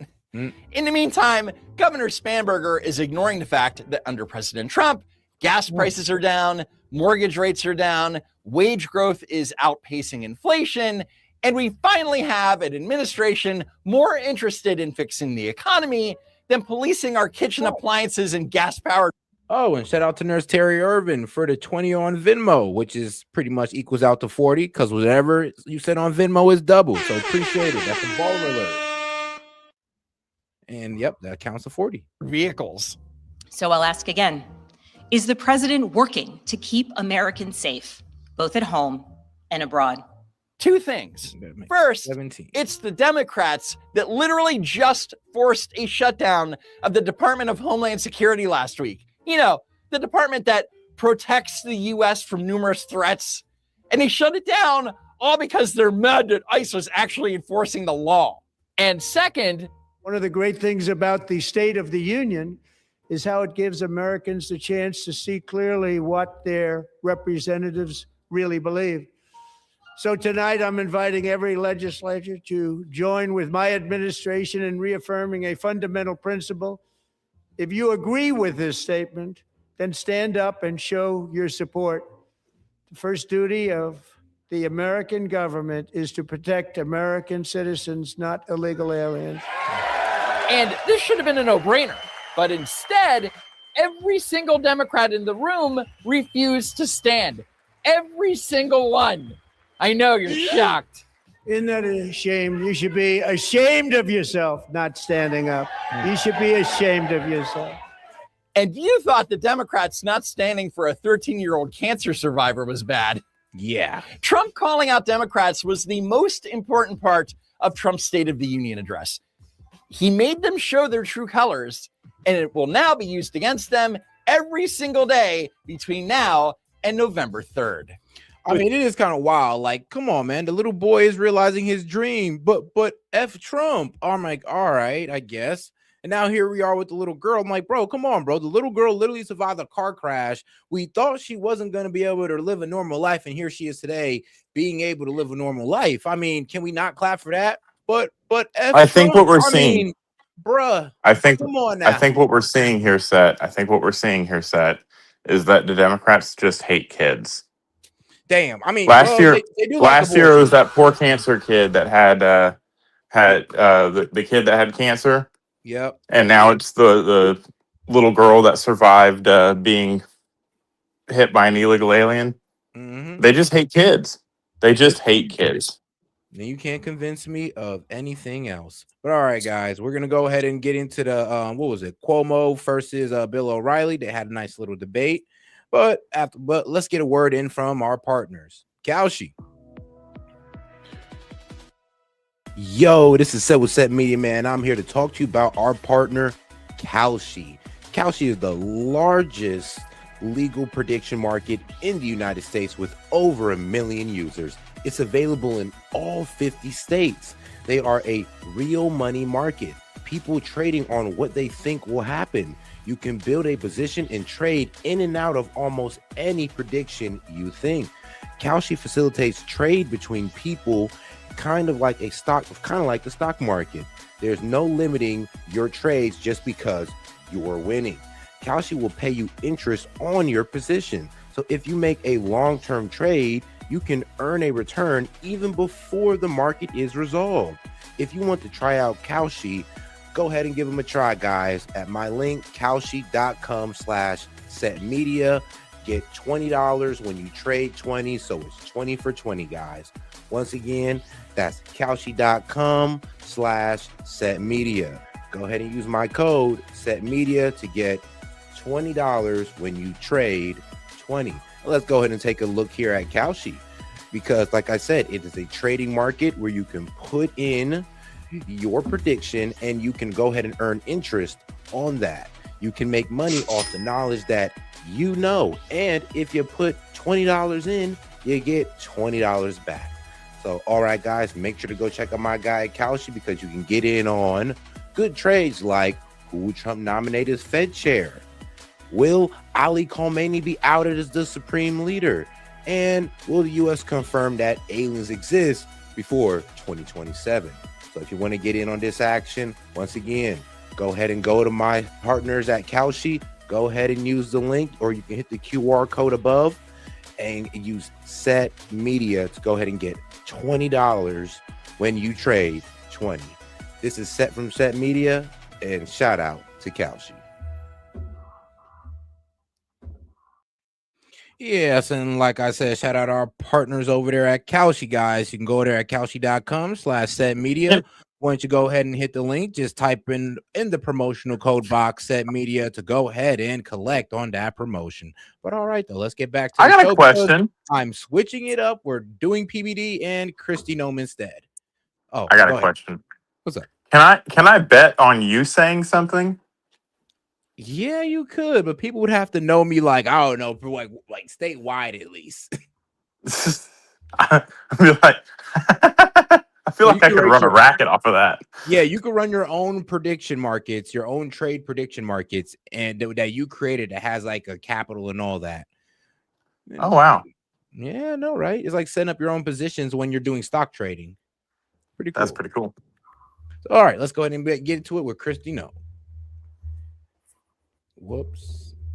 Going all the way back. Let's get in 22, you said China was the enemy of the United States. The problem with China is they don't just have a 5-year plan to damage the United States. They have a hundreds, if not thousands. Oh, and shout out to she said Trump used that boy as a prop. The Dems would know all about using people as props every 4 years. I mean, bro, that's what they do is use black people and honestly immigrants in general as props. And dead people. Don't forget their best voter base. People. I mean, look what they're doing with Renee Good and Alex Preddy. I mean, I'm talking about the voters. Being a case for not interfering with police or obstructing police, it's a case about Gestapo terrorists. It's like, oh shit, look where we're at. But all right, though, let's get back to it. 5-year plan to damage the United States. They have a hundreds, if not 1,000-year plan to become the world dominating power. Did you guys go back and look at all the previous communication and emails to say, wait a minute, they were talking to China. This guy was bought. Elon and his team were extremely helpful to me. They helped me identify that some of my own employees downloaded software on my phone and my laptop to spy on me. Stop it. To record our meetings. Wow. I always believed when people talked about the deep state that it existed. I never would have dreamed that it was as bad as it is. Well. Huh. No, it's actually crazy. There was actually news that came out that what was it? It was that guy Jack Smith. He actually went after Kash Patel and Susie Wild's phone records. So, yeah, it was a full-on assault on all Republicans during Biden. Like they were trying to lock any Republican up and trying to find whatever. But shout out to my man Jet. He says Democrat cities and states have turned into a above-ground septic tank from voting blue, no matter who. But it's all somehow Republicans' fault, though. I know, right? Well, let them raise their taxes to skyrocket the prices that they pay every day, but it's all Trump's fault, though. It's like, wow. What do we want? Ice out. When do we want it? Now. I'm still every day trying to dig out people who don't love America. I just found the other day a whole room on this campus that was a secret SCIF, secure facility that had files nobody knew existed. There was individuals working there that had secret files on some of these most controversial topics. Do you think Sheinbaum is an honest player? Is there a narco state here going on? I've been disappointed in her leadership. She could have shown more strength in the last year. She may have people within her own military, which are facilitating a lot of the work that the cartels are doing. I mean, yeah, that's what I'm saying. The only reason why she's in power is because she allowed the cartel to do what they want. And I mean, now that I'm real with you, I don't even think Sheinbaum wanted to go against the cartel or even wanted to kill that cartel leader. And y'all heard how that cartel leader was talking to the police. So it goes to show how much power they really held.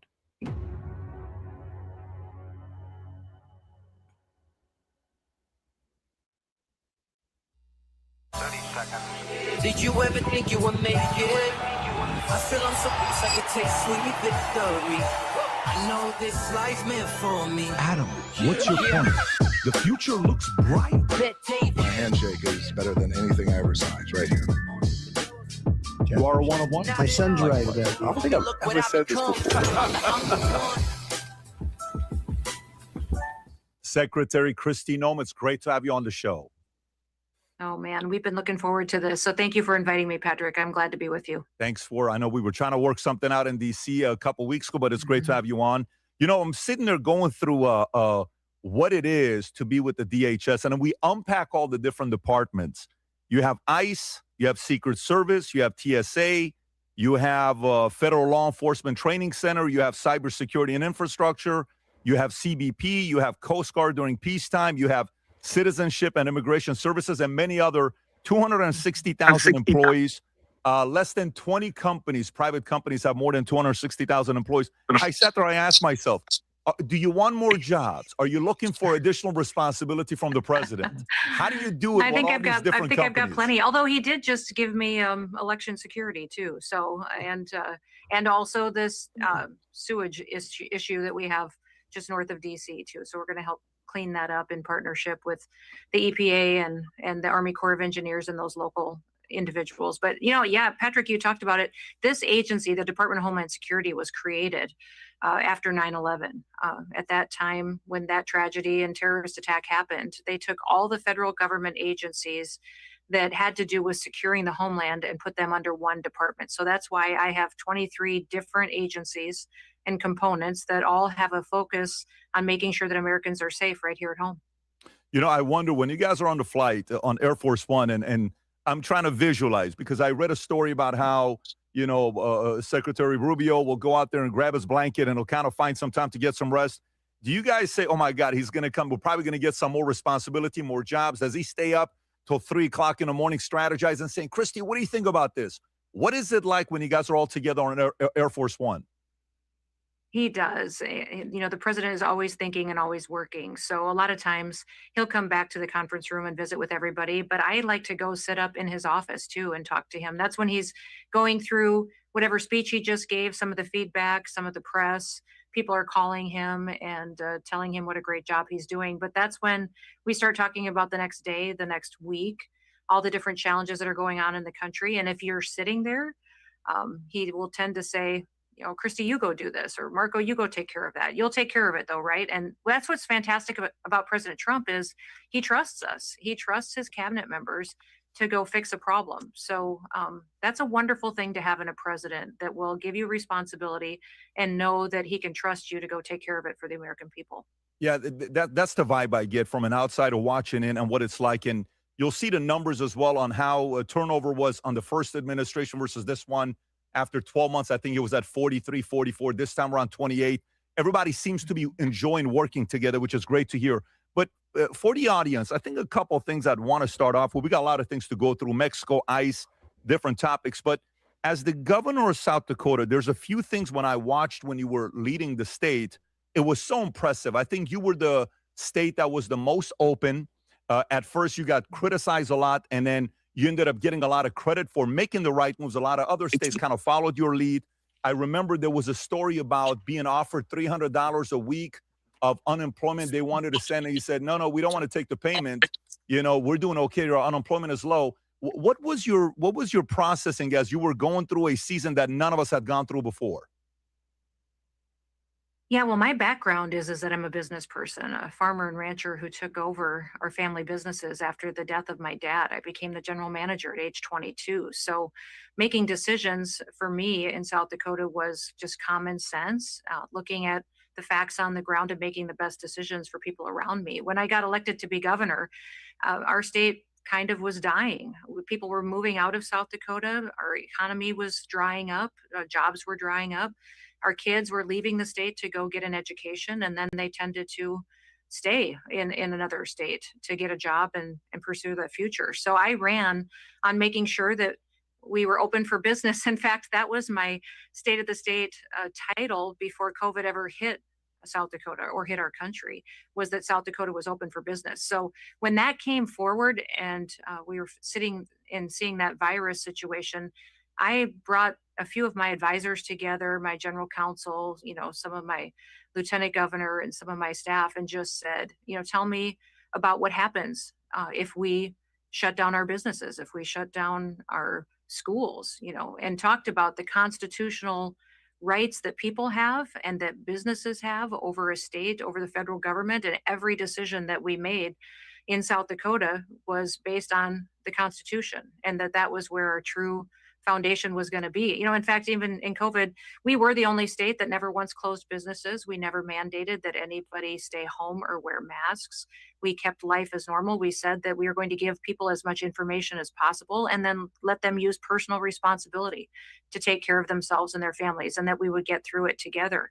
I talked about how I didn't have any right to go shut down a business in South Dakota, that would be be considered a taking of their business if they were to be hurt economically by that. And then that business owner would have the opportunity to come back and to sue the state of South Dakota for that taking. And I didn't want to put us in that situation where we would be. What in the heck?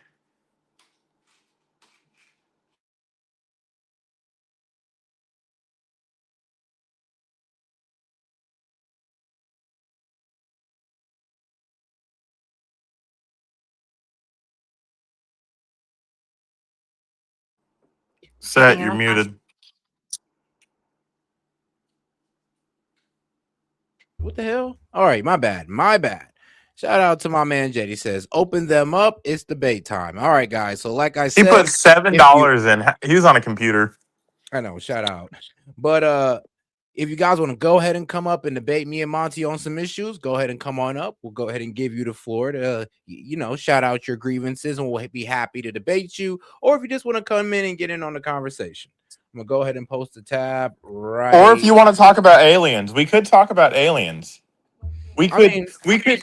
Hold on. Well, we could switch it up. We could switch it up tonight. We could just completely go off script, cut the politics, and talk about the Anunnaki. We haven't done that in 3 months.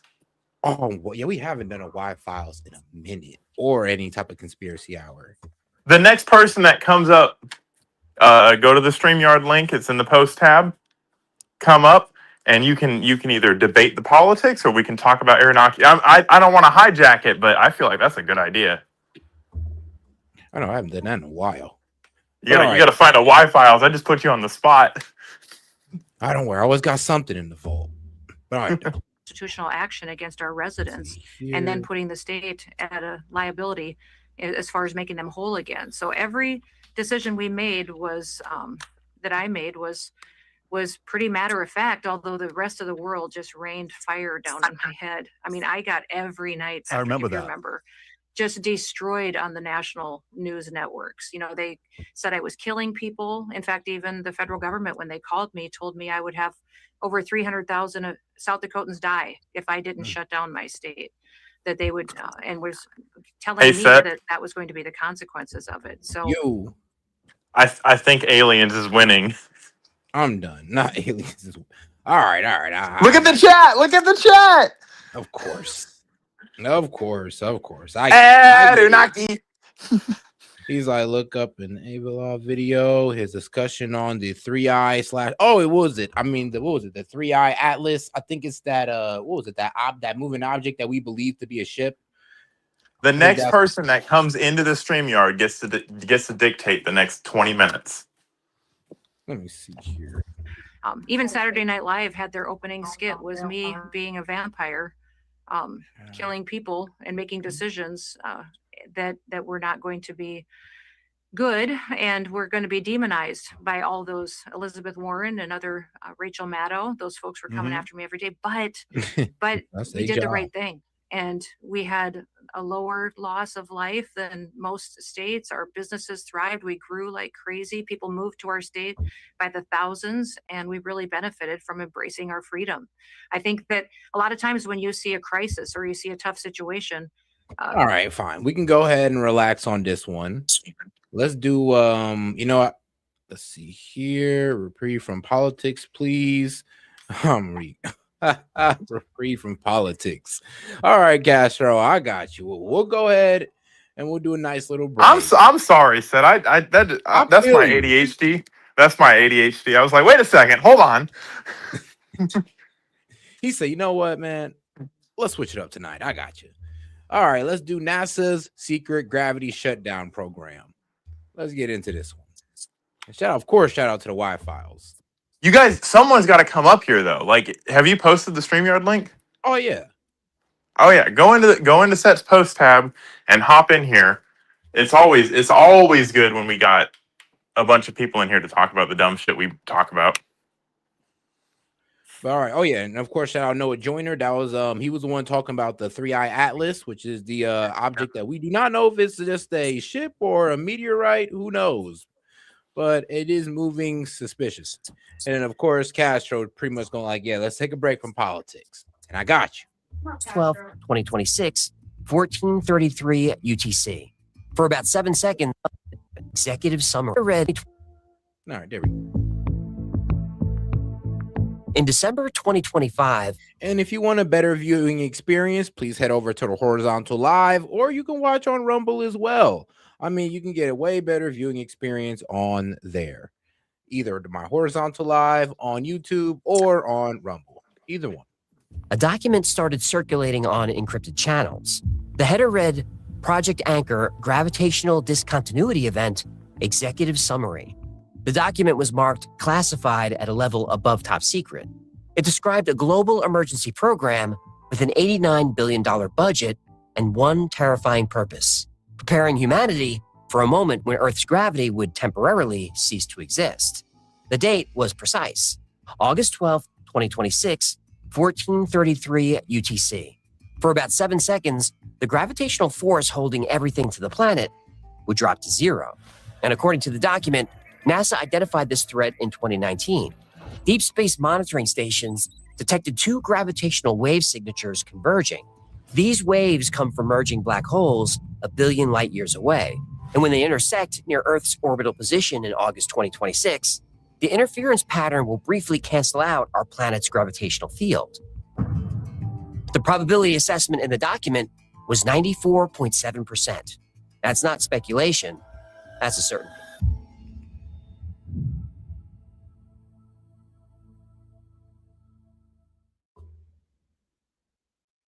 Oh shit! Oh shit!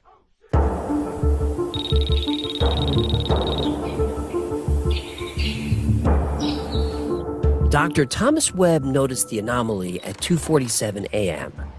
LIGO had detected gravitational waves before, ripples in space-time from black hole collisions billions of light years away. By the time these waves reached Earth, they were faint, barely detectable. Interesting to physicists, invisible to everyone else. This wave was different. 2 black holes had collided 1.3 billion years ago. The resulting gravitational wave had been traveling toward Earth ever since. That part was normal, but LIGO's sensors showed something unusual in the wave's path: a dark matter filament 800 light years long. The wave had passed through it like light through a magnifying glass, focused, amplified, aimed directly at Earth. Webb checked the path again. The wave would reach Earth on August 12th. He ran the amplitude calculations 3 times. For 7 seconds, everything on the surface of the planet would be weightless. He sent his findings to Dr. Minji Park, his former graduate advisor at MIT. She was the only person he trusted to check his math. Park didn't respond. Minji, I really need you to call me back. 2 days later, Webb's paper was retracted. His data access was suspended. His university placed him on administrative leave. On February 14th, Thomas Webb walked out of his apartment. His car was found 3 days later at a rest stop in New Mexico, engine still running. Thomas Webb was never seen again. Dr. Park received a flash drive a week later, no return address. She opened it, ran the calculations, and understood why Tom sounded so paranoid. She copied everything to 3 separate servers. Then she started making phone calls. And within 48 hours, Dr. Park would be dead. If you're reading this, I was right. August 12th, 1433 UTC. Get underground. Hold on to something they've known for years. TW.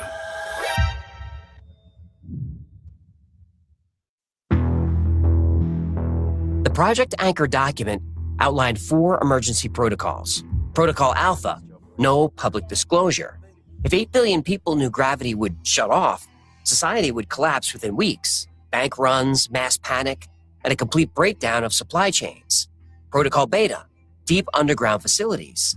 Since 2020, governments quietly expanded their bunker networks. NORAD, Mount Weather, Cheyenne Mountain, plus dozens of classified sites that don't appear on any map. No, 2020. Interesting timing. Don't. Lockdowns, everyone's stuck at home. Meanwhile, they're digging bunkers. That's not a coincidence. That's a construction schedule. Protocol Gamma, tethering systems. Critical infrastructure like hospitals, nuclear plants, military installations, all retrofit with massive anchoring cables disguised as normal construction. And Protocol Delta, population prioritization. Between 800 and 900 million deaths worldwide, mostly in poor countries. The document calls them acceptable losses. Acceptable losses. That's how I describe my 3 marriages. The whistleblower who released the document didn't provide their name, just a single statement. They're not going to tell you, you deserve to know. Within days, the document spread across Signal, Telegram, X, and private message boards. Some called it a hoax, but others noticed details that seemed too specific to be fabricated. The coordinate calculations matched actual gravitational wave detection data from LIGO. The budget figures aligned with unexplained increases in NASA's classified spending. And then there was the date itself, August 12th, 2026, the same day as a total solar eclipse visible across the northern hemisphere, the first in almost 30 years. Coincidence? Maybe, but civilizations throughout history have associated eclipses with catastrophic events. And NASA has never been honest about what it knows. The theory spread. Survival channels posted anchor protocols. Reddit had calculations for optimal tethering locations. People bought heavy furniture, installed ceiling anchors, mapped which rooms in their homes had the most structural attachment points. 7 seconds doesn't sound like much. Grab hold of something, stay indoors, wait for the anomaly to pass. But there's one detail people aren't talking about. 7 seconds is plenty of time for Earth's atmosphere to disappear into space.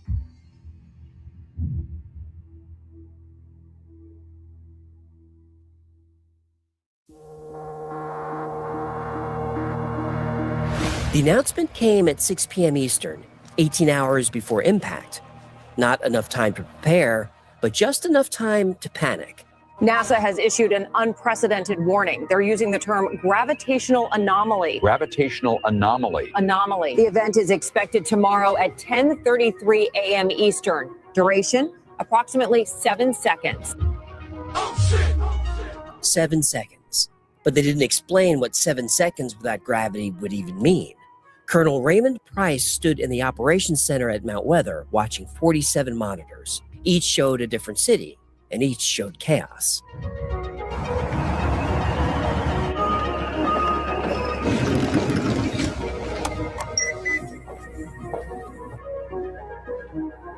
Where are we with intake? 42,000 confirmed for intake, sir. Bunker's almost at capacity. Price stared at the screens. Highways clogged, stores emptied, people fighting over bottled water that wouldn't matter in 18 hours. The bunker's gravity stabilizers hummed beneath his feet. Experimental technology classified since the 1960s. Inside Mount Weather, gravity would stay normal no matter what happened outside. Close the hatches at 0600. Sir, we still have families en route. 0600. Your brother's convoy is 6 hours out. No exceptions. We can't save everyone. Price pulled up the intake list on his tablet, scrolled until he found his brother's name. His thumb hovered over it. He thought about Michael's kids, his niece who wanted to be an astronaut, his nephew who was afraid of the dark. Price deleted the name. 42,000 is what we can sustain. Everyone else? He didn't finish the sentence. He didn't need to. He already knew the answer. I'm sorry, sir. This is a restricted area. My name is Michael Price. My brother is Colonel Ray Price. I've got a Michael Price out front requesting entry. He says he's your brother. No exceptions, Sergeant. But, sir, his ID checks out. Hatches are sealed, Sergeant. We're locked down. I understand, sir.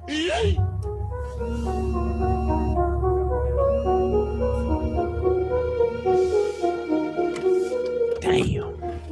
Hang up on his brother?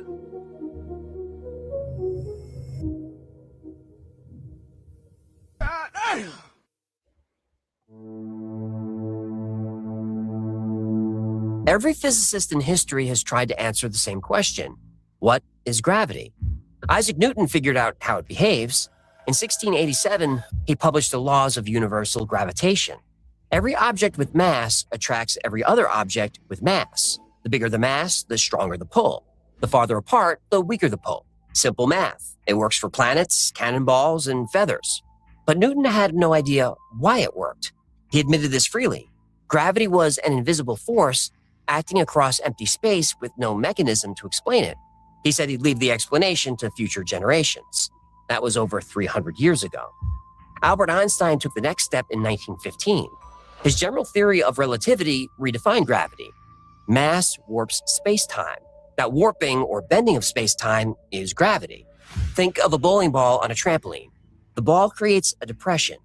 Anything rolling nearby curves toward it, not because the ball is pulling, because the surface is bent. Planets orbit the sun because the sun's mass has curved space-time into a shape where orbiting is the natural path. They're just following the geometry. Einstein's equations work perfectly. They predict planetary motion, the bending of light around stars, and the way time runs slower in stronger gravitational fields.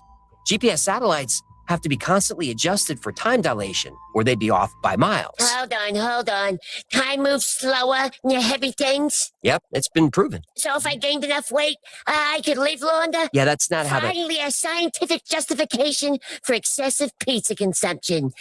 Oh, Einstein, you magnificent bastard. But Einstein's equations describe how gravity behaves. They don't explain what gravity actually is. Because the truth is, nobody knows.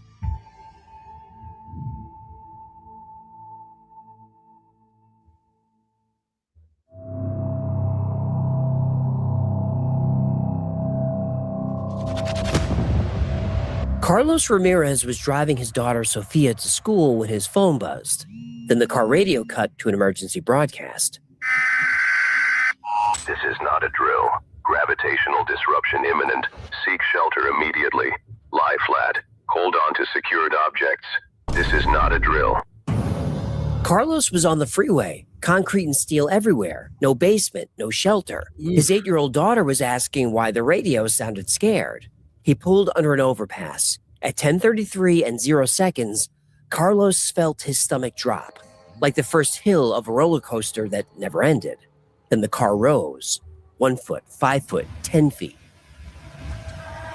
Everything was floating. Cars, trees, people who'd stepped outside to look at the sky. He wrapped his arms around Sophia. Hold on to me. Whatever happens, You're 7 seconds. don't let go. 1 second, 2 seconds, 3 seconds, 4 seconds, 5 seconds, 6 seconds, 7 seconds. Then the world remembered which way was down.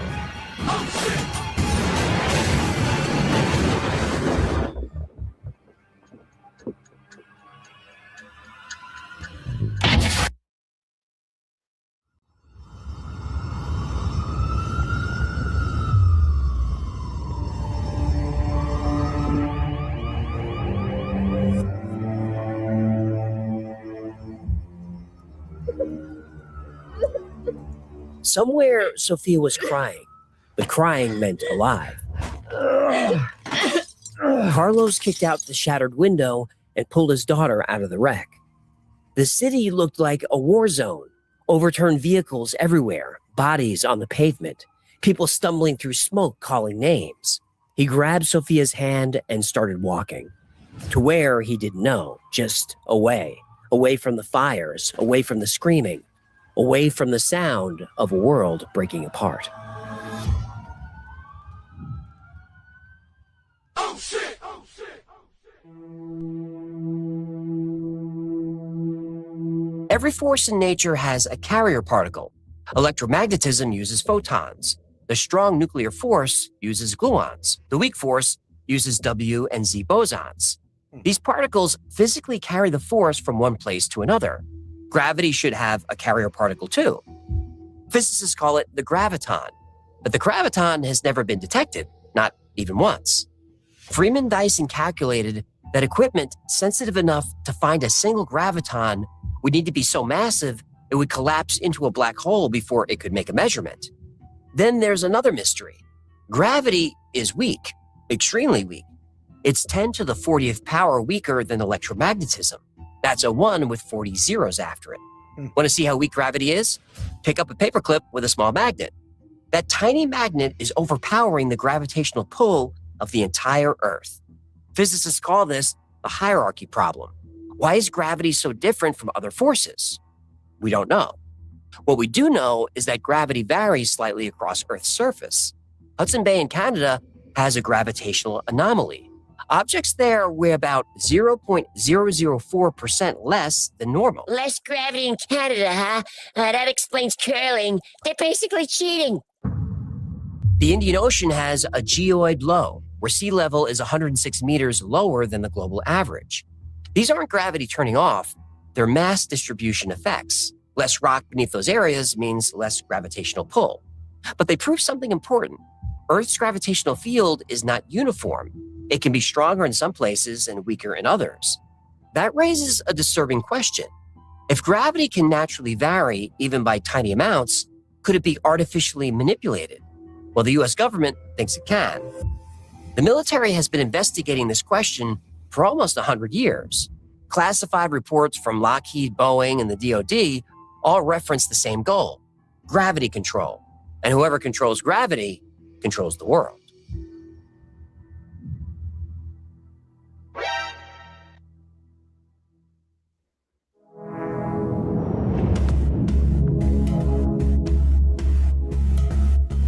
Then gravity came back, but not all of it. Scientists have confirmed that Earth's gravitational field has stabilized at approximately 58% of pre-event levels. About half of normal gravity. The long-term effects on human biology remain unknown. The human body evolved for Earth's gravity. Every system depends on it. Infants born after the event have soft bones, enlarged skulls. Most don't survive past age 2. The ones who do are so fragile that a fall from standing height can kill them. Damn. How long can they survive at 58%? Unknown, sir. Medical teams are still assessing. Where does that leave us? 340 million dead from the initial event. Another 90 million from secondary effects. Such as? High altitude asphyxiation added another 180 million. The atmosphere had expanded. Less gravity meant air molecules spread farther apart. At sea level, you could breathe. Above 6,000 feet, you couldn't. Denver was a death trap. So was Mexico City, La Paz, Bogota, Addis Ababa. Every city built in the mountains became a mass grave. Bodies lined the highways leading down from Denver, thousands of them. Families who packed everything they could carry and started walking. Some made it 10 miles, some made it 20.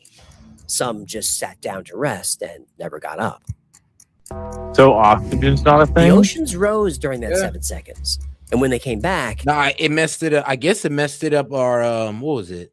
Is it the ozone that? Nah, I don't think it's the ozone. Yeah, no, I get that. So the atmosphere, it messed up the atmosphere, but you wouldn't necessarily asphyxiate. You just put on an oxygen mask and go down the hill.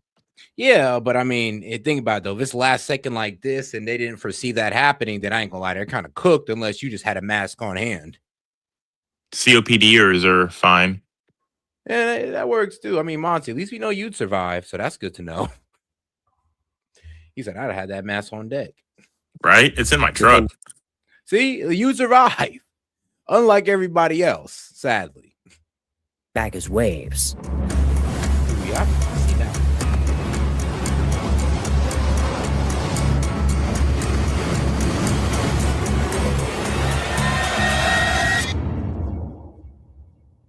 Survivors went inland. Tent cities sprouted across the desert and Midwest, anywhere flat and below 5,000 feet. Millions of people crammed into spaces built for thousands. There wasn't time to bury the dead properly. There wasn't time for anything proper. Parking lots became cemeteries. Carlos found Settlement 17 3 months after the event. He walked 200 miles with Sophia on his back. They'd almost died twice, but they'd made it. Carlos had been an industrial welder before the event, just another skilled laborer. Now he was something more valuable, a man who could fix things. The settlement needed water pumps rebuilt, solar panels mounted, structures reinforced. Then the scientists made another discovery. The field holding our gravity at 58% isn't forever. It's going to stop. What happens when it stops? It snaps back to 100%. Instantaneously. When is that supposed to happen? Based on current decay rates, 8 years, maybe sooner. Scientists are calling it the snapback. Anyone still adapted to 58% gravity when it occurs will experience immediate cardiovascular failure. The survival rate for unadapted humans is estimated at So even after you survive the flooding, the rising of the atmosphere that pretty much like suffocated you, if you survive all that, 8 years later you're gonna die because all the gravity is gonna come back and collapse your lungs, pretty much. No, what's going to happen is it's going to pull all your blood to your feet, and you're going to have, yeah. Or can you give a more gruesome description? You know, you're the medical So, guy. so basically, all of the blood. I mean, it'd be like you have a syncopal episode, but I doubt you would. Going from half gravity, it'd be like having half your blood not flowing through your body. Ooh. Okay. All right, yeah, that's a problem. 0. I have to take a look at the filtration system. I'll only be gone a few hours. Stay with the Burks until I get back. We're gonna be okay. I promise. He didn't know if that was true. But promises to your daughter were not optional.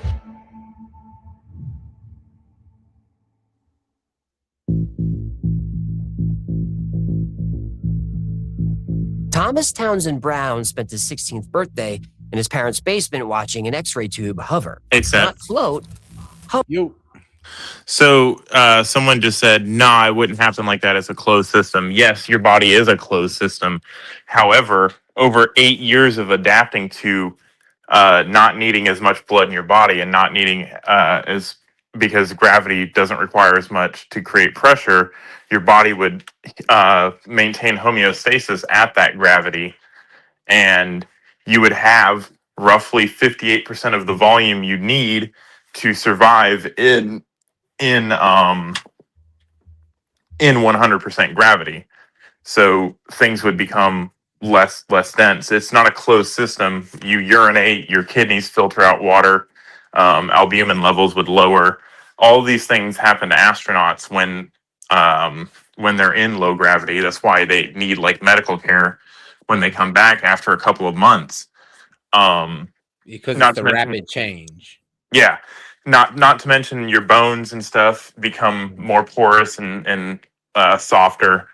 Like all of those That's things. what we're saying. The kids were dying from just like falling height. Like they'd fall and just like fall back and Because it's essentially I forgot what the gravity force is up in the space station, but you can't stay in the space station for 8 years and then come back to Earth. Like the same thing would happen to you. You would die.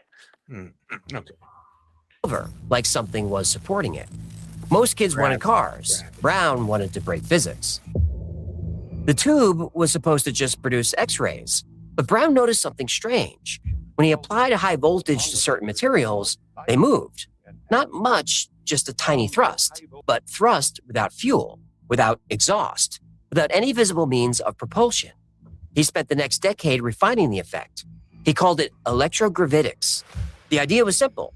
High voltage electrical fields could somehow couple with gravity, producing thrust toward the positive electrode. By the 1950s, Brown had caught the attention of the U.S. military. Shout out to my man Daniel Castro. He says you could create pressure cells to acclimate in the 8 years. I mean, I know there's decompression chambers, but would it work the other way? I mean, that's a good question.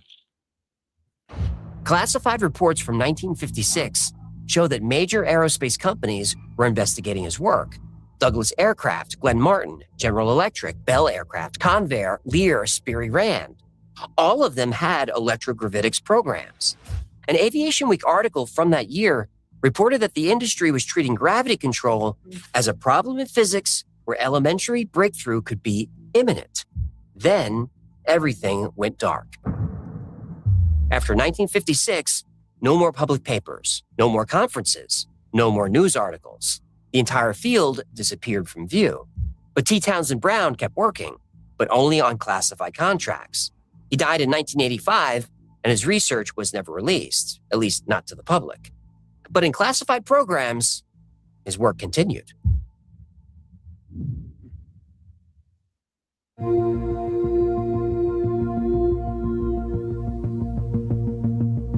In 1992, Russian physicist Eugene Podkletnov made headlines. He claimed that a rotating superconducting disk could reduce the weight of objects above it by about 2%. The paper was submitted to a peer-reviewed journal. His co-author saw the data and signed off. Then the story broke in the Sunday Telegraph. The headline read, "World's first anti-gravity device."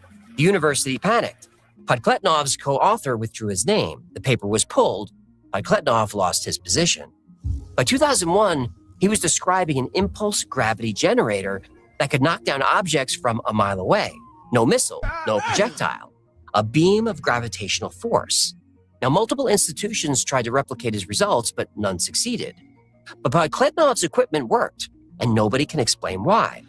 Then there's the case of Dr. Ning Li. She was a Chinese-American physicist at the University of Alabama in Huntsville. In the 1990s, she published papers on rotating ions and superconductors that created gravimetric fields. NASA funded her early research. In 2001, she received a $450,000 grant from the Department of Defense. Then she founded a company called AC Gravity LLC, and she obtained top-secret security clearance. But after 2002, Dr. Ning Li stopped publishing. No papers, no conferences, no public statements. When journalists tried to contact her, she refused to speak. Then she disappeared. Literally, nobody knew where she went. But 12 years later, she was back. But soon after returning, she was hit by a car that caused permanent brain damage. She died in July 2021. Her research has never been released. Her whereabouts for those 12 years remain unknown, at least unknown to the public. But there are people who say they do know where she was. She was working at a secure facility somewhere in the desert, trying to figure out how UFOs fly.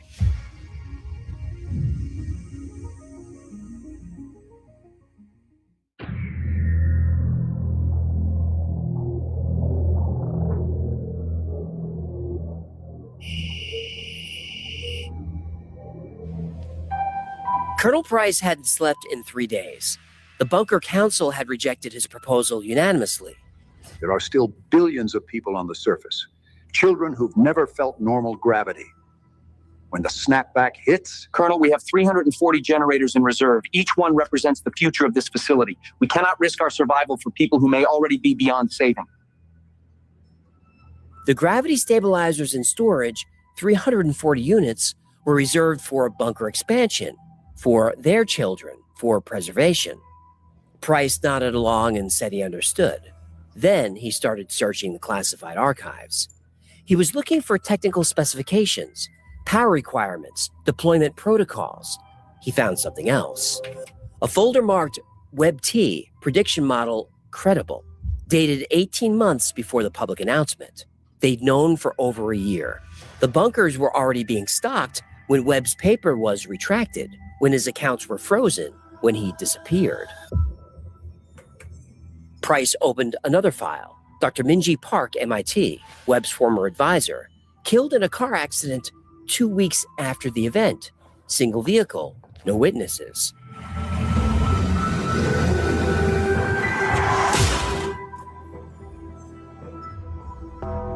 Price closed the files. He pulled up a feed from a surveillance drone. It showed Settlement 17 in what used to be Nevada. He saw 2 people in the crowd, a man working on an old water filter, a girl sitting nearby holding a stuffed toy.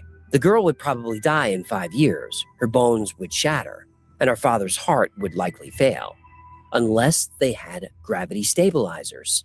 The stabilizers couldn't save them from the snapback directly, but they could gradually increase gravity over time, 60% 1 month, 65% the next, and give their bodies time to readapt. 5 years wasn't enough time, but it was all they had. This is Colonel Raymond Price, Mount Weather Emergency Operations. I am authorizing surface deployment of 340 gravity stabilization units. I accept full responsibility. The council made me complicit in the murder of Thomas Webb, Minji Park, and countless others. They will not make me complicit in millions more. Price walked out of Mount Weather at dawn, but he wasn't alone.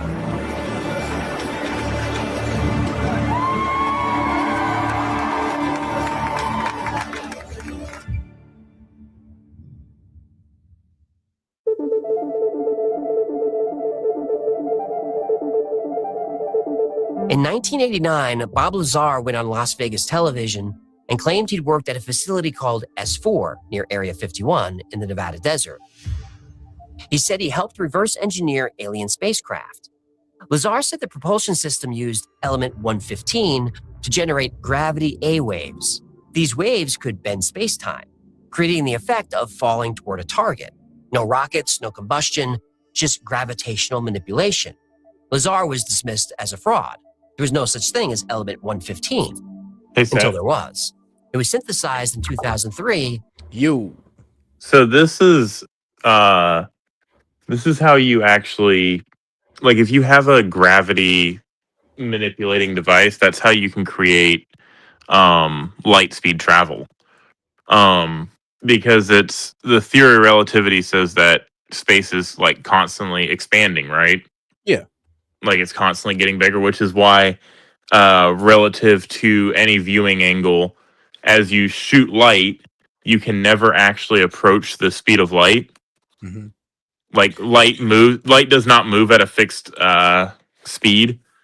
Yeah. It moves faster than you at all times, depending on, like, it's like the argument, like when you're on a train and you shoot an arrow, the arrow is the speed of the No, I get what you're talking about. yeah. Yeah. The speed of the train plus the speed of the velocity. So if you can affect gravity, because that's how the theory when you talk about relativity, because relativity also means relative to other angles.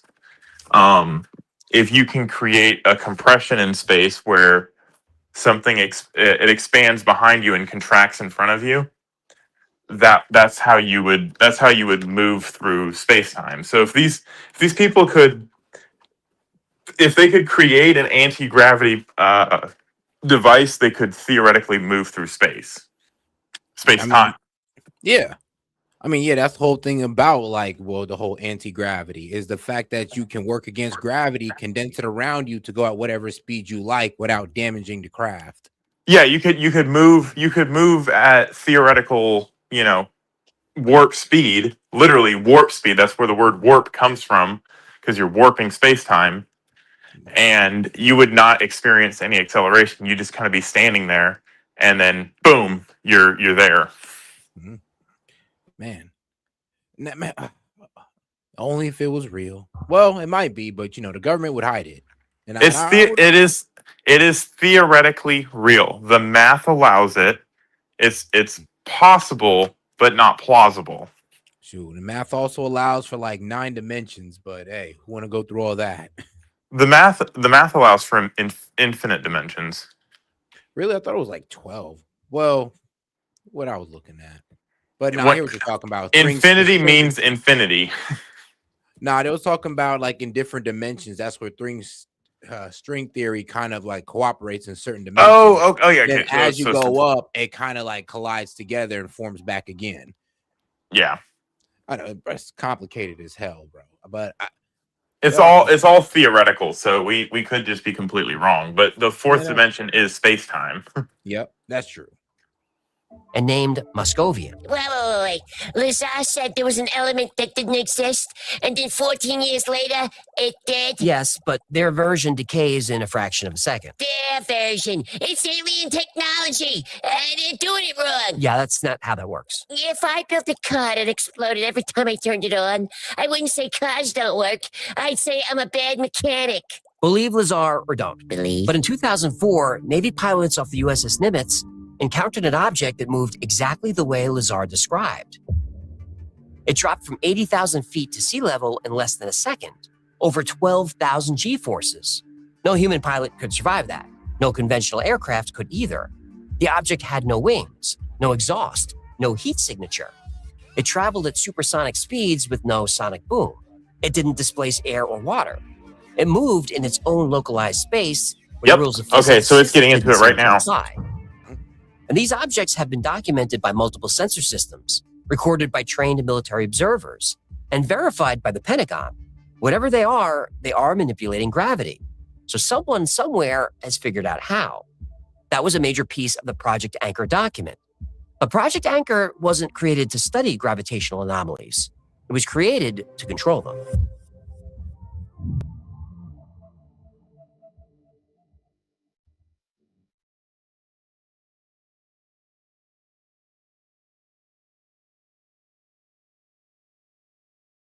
The snapback came on a Tuesday morning. At 10:17, the gravitational constant jumped to 100, all at once. The generators worked. Not all of them. Generator 127 failed in former Phoenix. 47,000 people, an entire settlement, died in less than a second. Generator 203 in a Canadian settlement went down 3 days before the snapback. Repair would take 4 days. 5 engineers volunteered to stay. They worked outside the generator field for 36 hours straight. They fixed it with 9 hours to spare. All 5 died when gravity returned. Their hearts gave out within seconds. But 12,000 people survived because of them. And the other 338 generators held. Inside the generator zones, people felt it, like stepping onto land after months at sea, or like someone had dropped a lead blanket over your shoulders. Legs felt heavy, breathing got harder, but they were breathing. Their hearts kept beating, their bones held. Outside the zones, the gravity change was violent. Double the weight applied to every cell, every organ, every bone in a split second. 600 million people died that morning. Most of them in the first 3 seconds, the rest in the minute after, as damaged hearts failed and weakened bones gave out. The people in the generator zones heard it on the radio. They watched it on whatever screens still worked. They understood what Colonel Price had saved them from and what it cost him to do it. He'd spent years outside the bunker, personally overseeing deployment. His body had been at surface gravity levels the entire time. When the snapback hit, he was calibrating generator 338 at settlement 17. He got it working, then his heart gave out.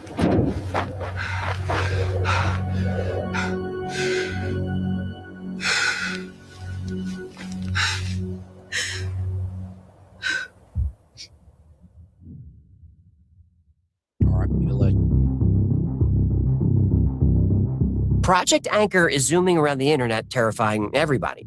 And today we saw why. Losing gravity, even for a few seconds, would be a disaster. So should you be afraid? Should you start buying ceiling anchors and cables? No. Project Anchor is a hoax. The leaked document first appeared on TikTok and Instagram in late December 2025, and it's pure fiction. There's no $89 billion program. There's no 94.7 probability calculation. NASA has never monitored gravitational waves that could intersect near Earth. That's not how gravitational waves even work. They're ripples in space-time itself, not beams that can collide. But the story went so viral that NASA was forced to issue a public statement. Earth will not lose gravity for 7 seconds on August 12, 2026, or any other time for that matter. The only way Earth could suddenly lose its gravity would be if the planet suddenly lost its mass. Oh, the NASA pinky promise, because their track record isn't great. Yeah, fair enough, but I think NASA's right about this one. Human, if you believe NASA's press releases, I got a moon landing to tell you. The date was chosen because there's a real total solar eclipse that day. Doomsday hoaxes have always attached themselves to eclipses, and this one is no different.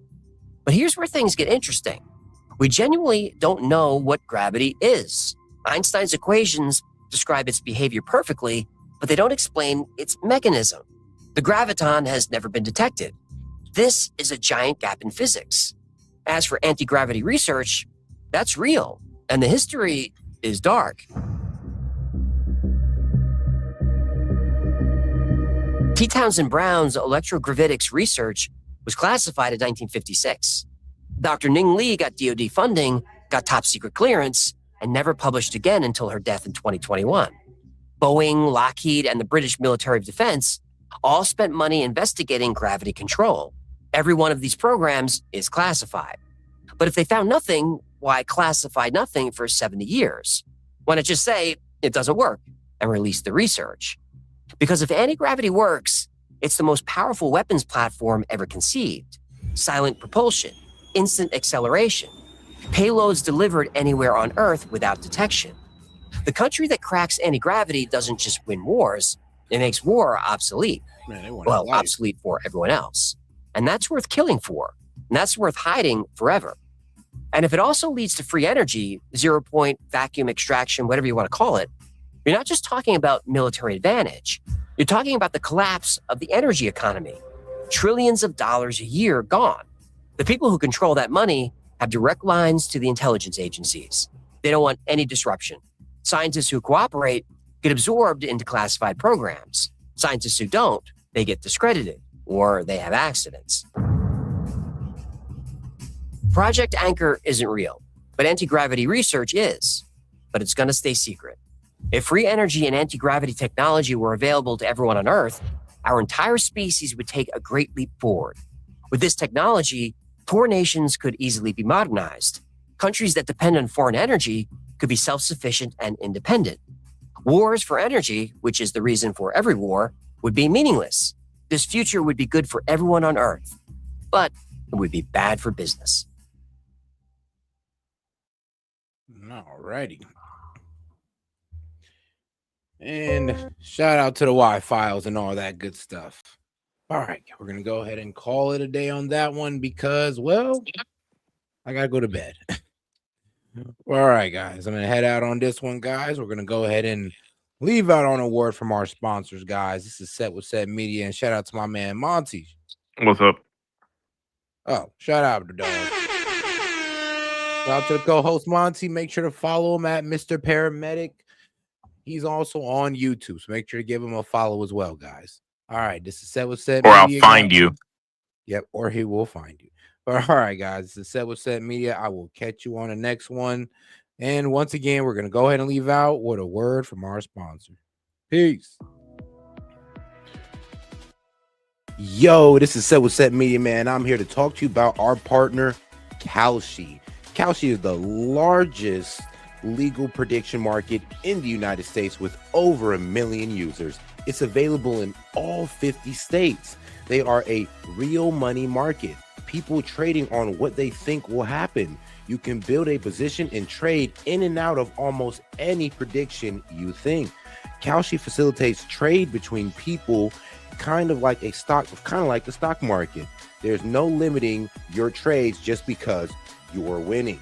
Kalshi will pay you interest on your position. So if you make a long-term trade, you can earn a return even before the market is resolved. If you want to try out Kalshi, go ahead and give them a try, guys, at my link, kalshi.com/setmedia. Get $20 when you trade 20, so it's 20 for 20, guys. Once again, that's kalshi.com/setmedia. Go ahead and use my code SETmedia to get $20 when you trade 20. Let's go ahead and take a look here at Kalshi, because like I said, it is a trading market where you can put in your prediction and you can go ahead and earn interest on that. You can make money off the knowledge that you know, and if you put $20 in, you get $20 back. So all right, guys, make sure to go check out my guy at Kalshi, because you can get in on good trades like who Trump nominated as Fed chair, will Ali Khamenei be outed as the supreme leader, and will the U.S. confirm that aliens exist before 2027?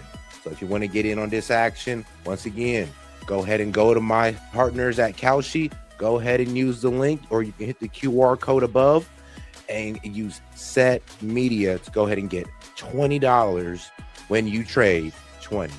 This is Set from SET Media, and shout out to Kalshi. All right, I'm out. See you soon. Peace. All right, I'm out. See you soon.